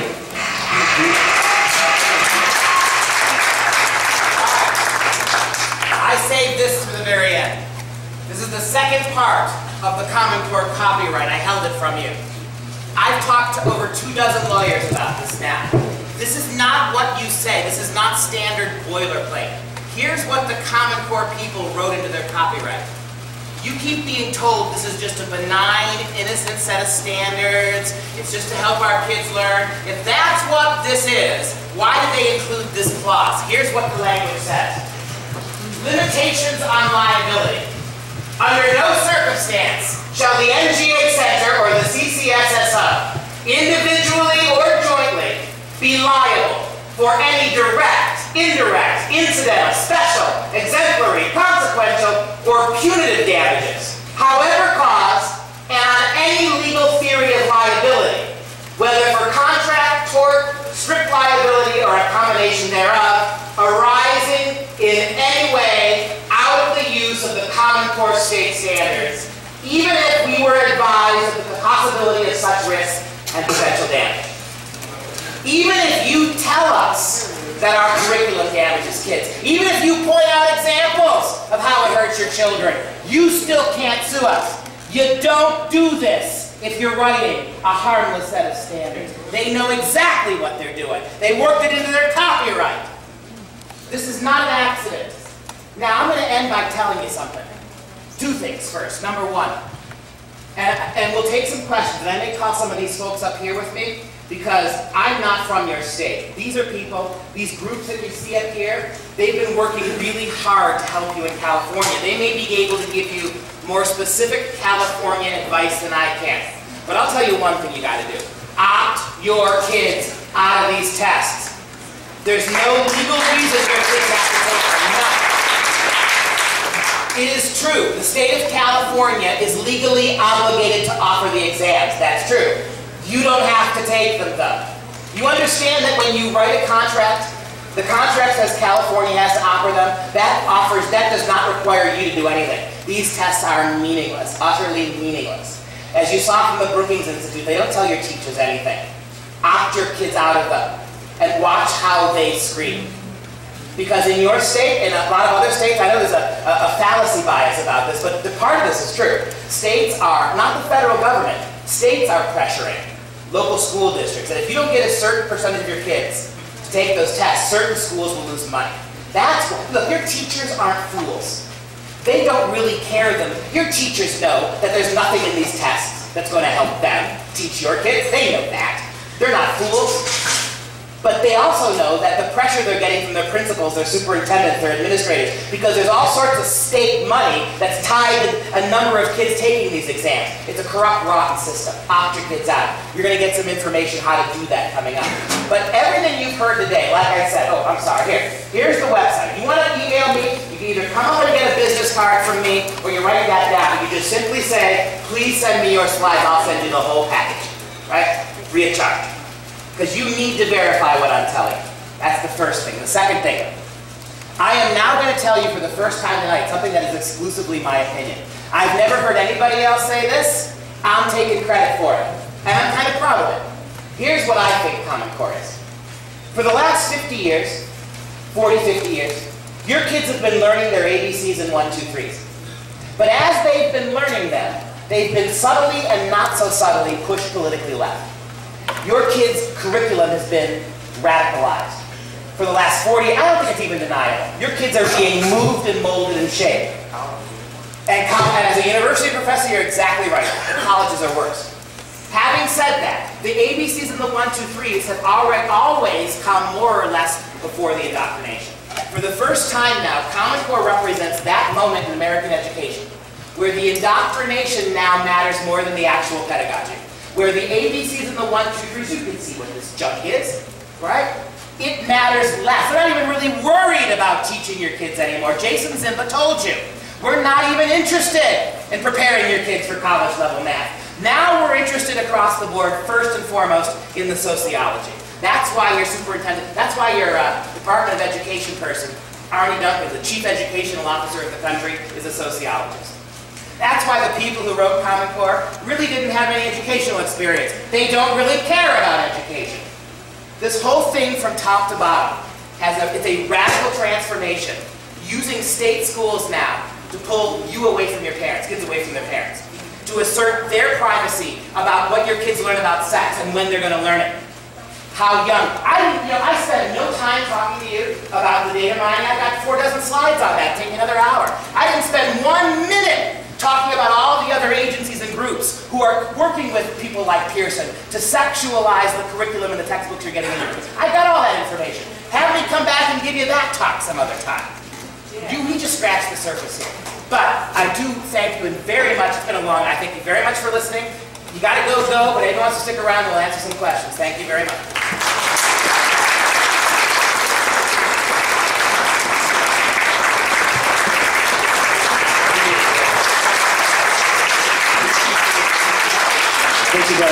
Thank you very much, Dr. Pesta, and I certainly didn't disappoint. First thing, in honor of your appearance here, we have a tinfoil hat for you.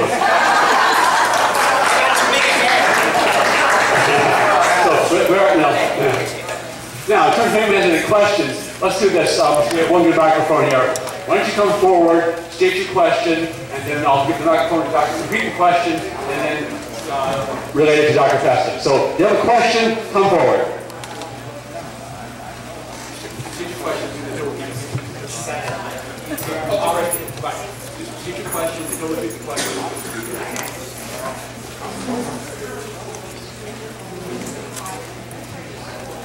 Is Common Core spilling over into private religious schools? Absolutely. I told you at the outset that about 70% of your Catholic schools took it the first, without even being asked by the federal government, they took it. Why? I'll tell you why. About half the Lutheran, half the Methodist schools, half the Presbyterian schools are taking it. Because, for a reason I call educational blackmail. These are private schools. You spend a lot of money to send your kids to. Now, because we allowed David Coleman to run the college boards, right? Those Christian schools, those private schools are terrified that in a few years, unless they become Common Core compliant, your kids won't be able to pass those tests. In other words, you're spending a lot of money sending your kids to private Christian schools to get a Christian education, and they're being sold out for worldly success, measured by Common Core. It is a kind of terrorism on behalf of the Department of Education to allow David Coleman to do this, but it also shows a shocking immorality on behalf of our private schools, who see their mission as conforming to public school models. Think about it. Why would you pay money to send your kids to a private school if their knowledge doesn't reflect on these stupid big tests. And homeschools too. It's already beginning to reflect on homeschools. About, in 4 years, 40% of the available homeschool curriculum has gone Common Core. 40% already. I mean, the question is 1 second here. We're going to pass the teapot, and if you would care to contribute to help defray the expenses of bringing Dr. Pesta here, we'd much appreciate it, and we encourage you to do so. And now on to the next question. And while I'm taking this next question, just real quickly, we're going to try to work in our two. We got David and we got Susie. And what we're going to talk, they got involved fighting this from the perspective of what was going on in private schools. So I'm going to work them in on some of these answers as well because they can give you more specific California information. Yes, sir. Yes, not yet. I'm an English professor, not a tech guy. Oh, yes. Oh yeah, great point. PowerPoint is a Bill Gates dream. Second question? Great question. What kind of reward? Great. What are your universities going to do about this? And look, I got to tell you, don't trust your universities to do the right thing. You know, the very first thing, people forget this, the very first thing the president did before he did anything else when he took office was to federalize the student loan program. So your universities now are taking in all sorts of kids who don't belong. Why? Because your universities know that even if they fail out, the feds will pay them the money. So for the last, well, this goes beyond this, but for the last 20 years or so, we've been inviting all sorts of kids to university who can't do the work. And so consequently, you know, your student loan debt, the American student loan debt is now over $1 trillion with a T. Our kids owe more student loan debt than the entire collected credit card debt of the country. That money is never being paid back. There's no way.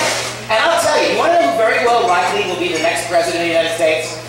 Whoever is that promises that if they get elected, they will waive the student loan debt. Every 18 to 40-year-old with any debt at all is going to vote for that. Right? This is unbelievable. So my point is that how did your states take this? They took it because of money. Your universities, what will happen is they're going to quickly, once Common Core is ensconced, they're going to stop giving you any money. You're going to have to raise it. Then they'll give that money to the universities to keep taking kids who don't belong. Don't look for your universities to stand up for principle on this. They've been betraying principle for 30 years.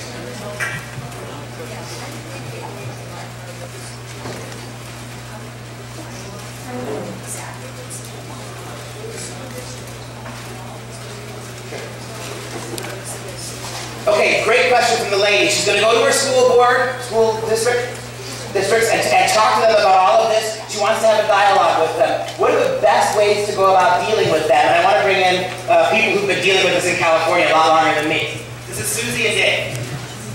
Okay, the one thing you know is you have 3 minutes. And go prepared and go with friends. Alone.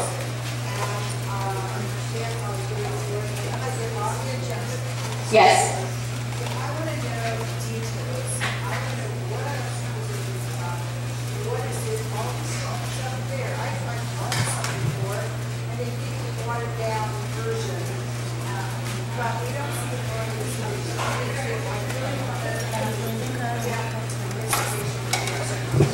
What you're going to want to do, because this is how I got started. I went to my local principal, I talked to the teachers, the principal, and I got the runaround. And it took 5 months to get information on opt-out through the school. I started in January, and in May, when the school year was ending, I got all the information I wanted when I couldn't do anything else about it.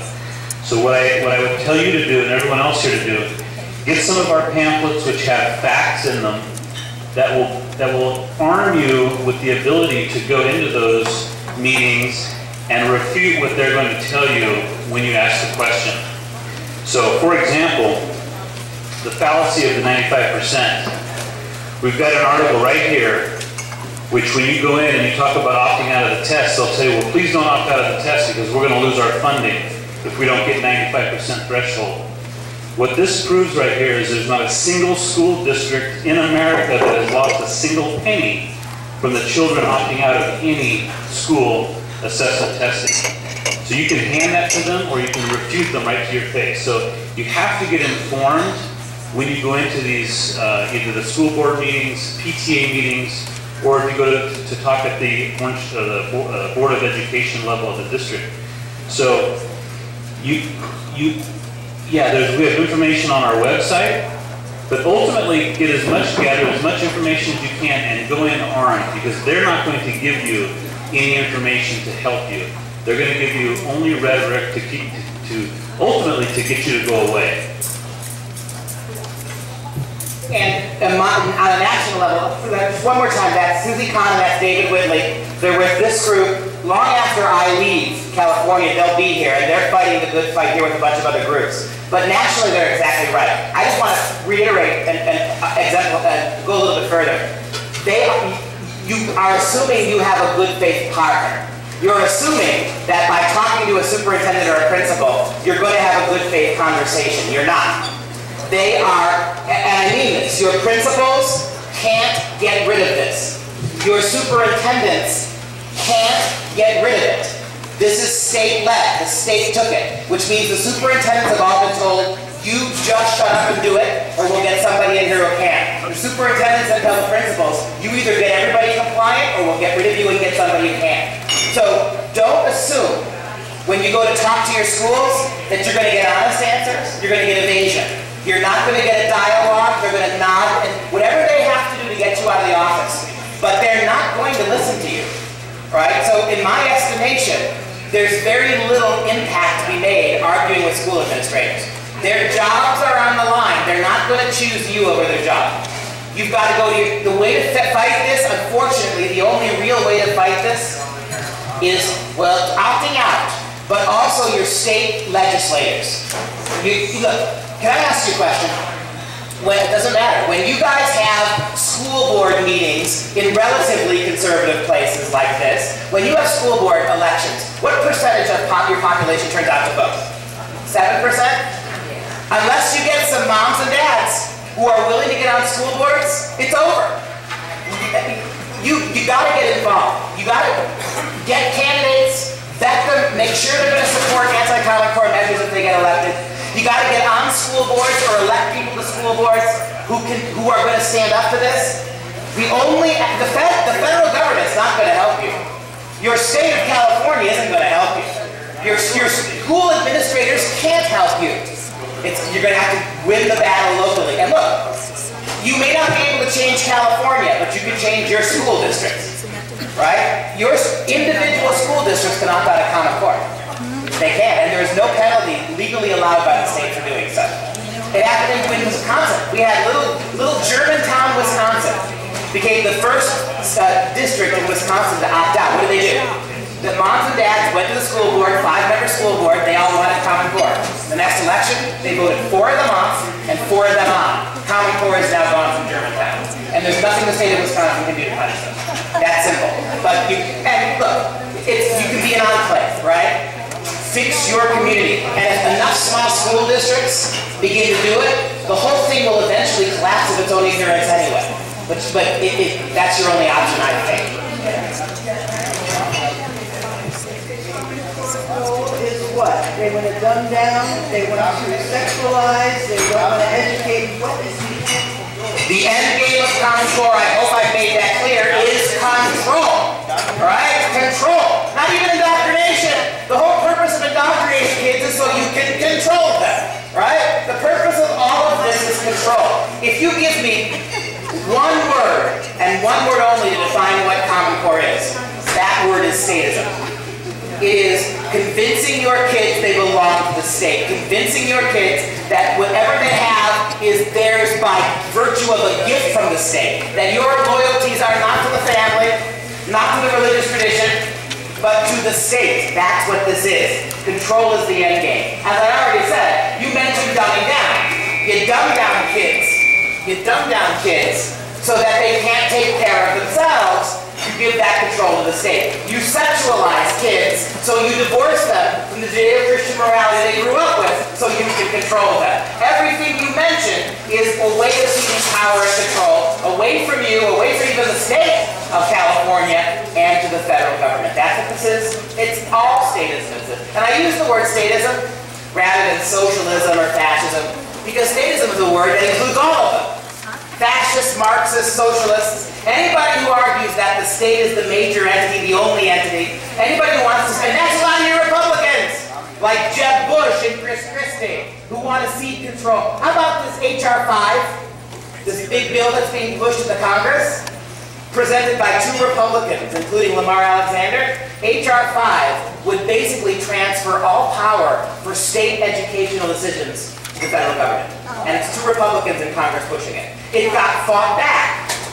They pulled it a week and a half ago from off the Senate floor. But it will come back again. This is what they want. Yep. My question was about districts withdrawing. Is there a political strategy for accomplishing that? Yeah, I think politically, the one thing you have the most control of, 7-8% of your community votes in school board elections. What happened if you turned out 15% and voted for anti-Common Core candidates? You'd sweep the school board elections. You get a majority in your district of anti-Common Core people, then you can do all sorts of things. That's how you begin it. But I think the first step towards that is doing the opt-out. Because this whole scheme is based on the tests.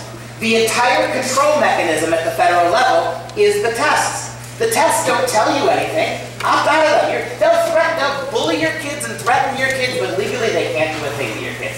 They'll lie about why your kids need these, but when push comes to shove, they have no legal recourse. And if you find in your schools your kids being bullied, how many of you know who Brad Dake is in the Pacific Justice Institute are? Well, then you got in California, Brad.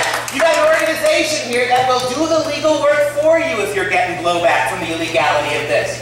But the key, the single biggest strategy, the key here is getting more moms and dads to know. And with all due respect, look around. This is true in every talk I've ever given. 70% of my audiences are grandmas and grandpas. 70%. Where are the moms and dads? And grandmas and grandpas, they're great, but you know how it is, grandma and grandpa. How many of you get the eye roll from your kids? Grandpa, Dad, you've always been a conservative, right? How many of you get that from your kids? And so in other words, they're already predisposed to not take you all that seriously. If we don't get more moms and dads, and I'll tell you this, I've never had a mom and dad come who didn't leave really annoyed, but how'd you get them here, right? So my strategy would be that. You got to mobilize more moms and dads. You got great speakers and resources here. I'll come back if you need me. We don't charge a speaker fee for this. Just bring me in and we'll do it. But there are others. Sandy's been here. Jim Milgram lives in California. He'll come down and talk to you. Do it. Keep having talks. Keep getting. If every person in this room, say we did this again in 4 months. If every person in this room agreed to bring 3 people, we need a much bigger room. Right? That's how Oklahoma did it.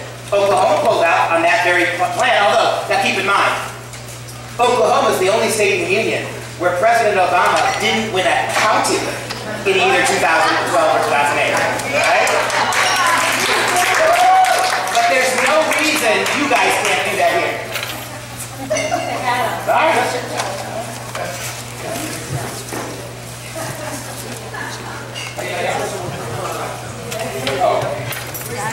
When I'm taking the pictures, please make sure that you're on the mailing list for our group and for the faithful Christian servants, and we'll be rolling out things in which we can be more active in this area.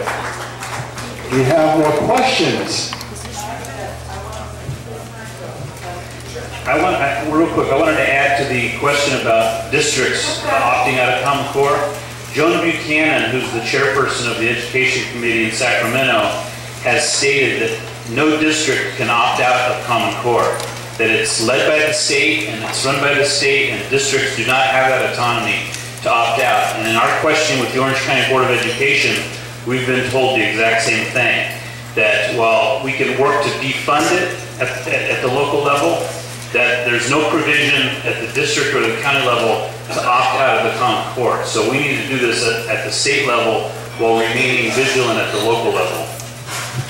I just want to maybe add to that, or maybe disagree with that. Brad Dacus from the Pacific Justice Institute has stated that yes, districts can opt out, and he has offered his organization will defend for free any district that does so if they have any problems with the state of California. Yeah, that is the Pacific Justice Institute, if you don't know. The Pacific Justice Institute of people who will help you with that. Another comment? I have a comment. Okay, in the 1930s, Hitler did exactly to Germany and their children what our country is doing to ours. The parents came to him and they mobilized and they talked and they disparaged him for all of this through his associates. And he said, "I don't need you, I have your children." That's a quote. And to follow up on that, you know, when the Nazis took power in 1933, 3 of the first 4 things they did: gun control, only the state-owned guns; social, national health care, and then a ban on homeschooling. 3 of the first 4 things between 33 and 35 the Nazis did. They banned all homeschooling, only the state school, nobody can own guns but the state, and nationalized medicine. That's historical truth. Yes. Well, just so you know, after that war, all Hitler's scientists came to our country. They did. Free ride. They're all here. I think what I'm also seeing is, you see this in Hollywood, they're putting Common Core in our face. If any of you seen the movie Interstellar, when Matthew McConaughey meets with the school teacher, and he's telling her child that he can be a farmer, he can't be an astronaut like him, he can only be a farmer, because they're setting him up to where they think, you know, their education is. He's as good as a farmer, just like his dad. Yeah, and what happens is one of the big aspects of Common Core is early career planning. They want to start career charting kids as young as kindergarten, determining in the first 3 and 4 years of elementary school where they're going to put kids, which classes they will. If a kid doesn't show a special math aptitude by the time they're in 3rd grade, they won't get any higher math. They'll be pushed in a different direction. In California, they've already got a plan to break up certain school districts to cater to certain kinds of kids' abilities.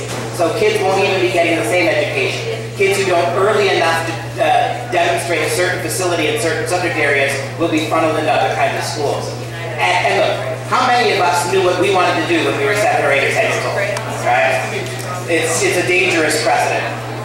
Yeah. I teach primary, and I had something of an epiphany a couple days ago. At school, everything is geared to teach the standards, what's the standard that supports this, and so on. I am going to retire this summer. But the thing that came to me, and David Coleman essentially said it, he did say it, was, okay, over the years, we've had this whole thing of don't teach to the test, teach what the kids need. And, well, now it's all teach the standards. So the new lingo is the standards. That's what the test is. So everything's got to be the standards, which we're teaching to the test. And you see how dishonest that is. They call it a standard because if you oppose it, you just don't want standards, right? As if there weren't standards. I like what Mary Calamia said. We became a superpower on the backs of kids who learned in one-room schoolhouses. You do not need a lot of district intervention. You don't need any state or federal intervention. You don't need all this technology. All you need are disciplined students. And by the way, how many of your grandkids would you say are disciplined? Right? I hope so. Committed parents and an effective teacher. That's a standard. When teachers give grades to kids on the work they do together that teachers see, then you have an effective standard because the teachers know what was taught, how it was taught. They have a way of assessing those kids. How do you do this in this grant? And the scary thing is, it's teachers like this who are quitting because of this. That doesn't bother Common Core at all. They would love all the older teachers to retire and replace them with young kids who've only been taught how to teach Common Core pedagogy. Right? So they've got a whole, then they'll have there will be nobody who knows another way. So losing the older teachers, the experienced ones, that's a feature, not a bug of all of this. All right, well, I've got some business cards, we've got some information. If anybody else has any questions, just come on up and we'll talk about it. Thank you so much, Dr. President.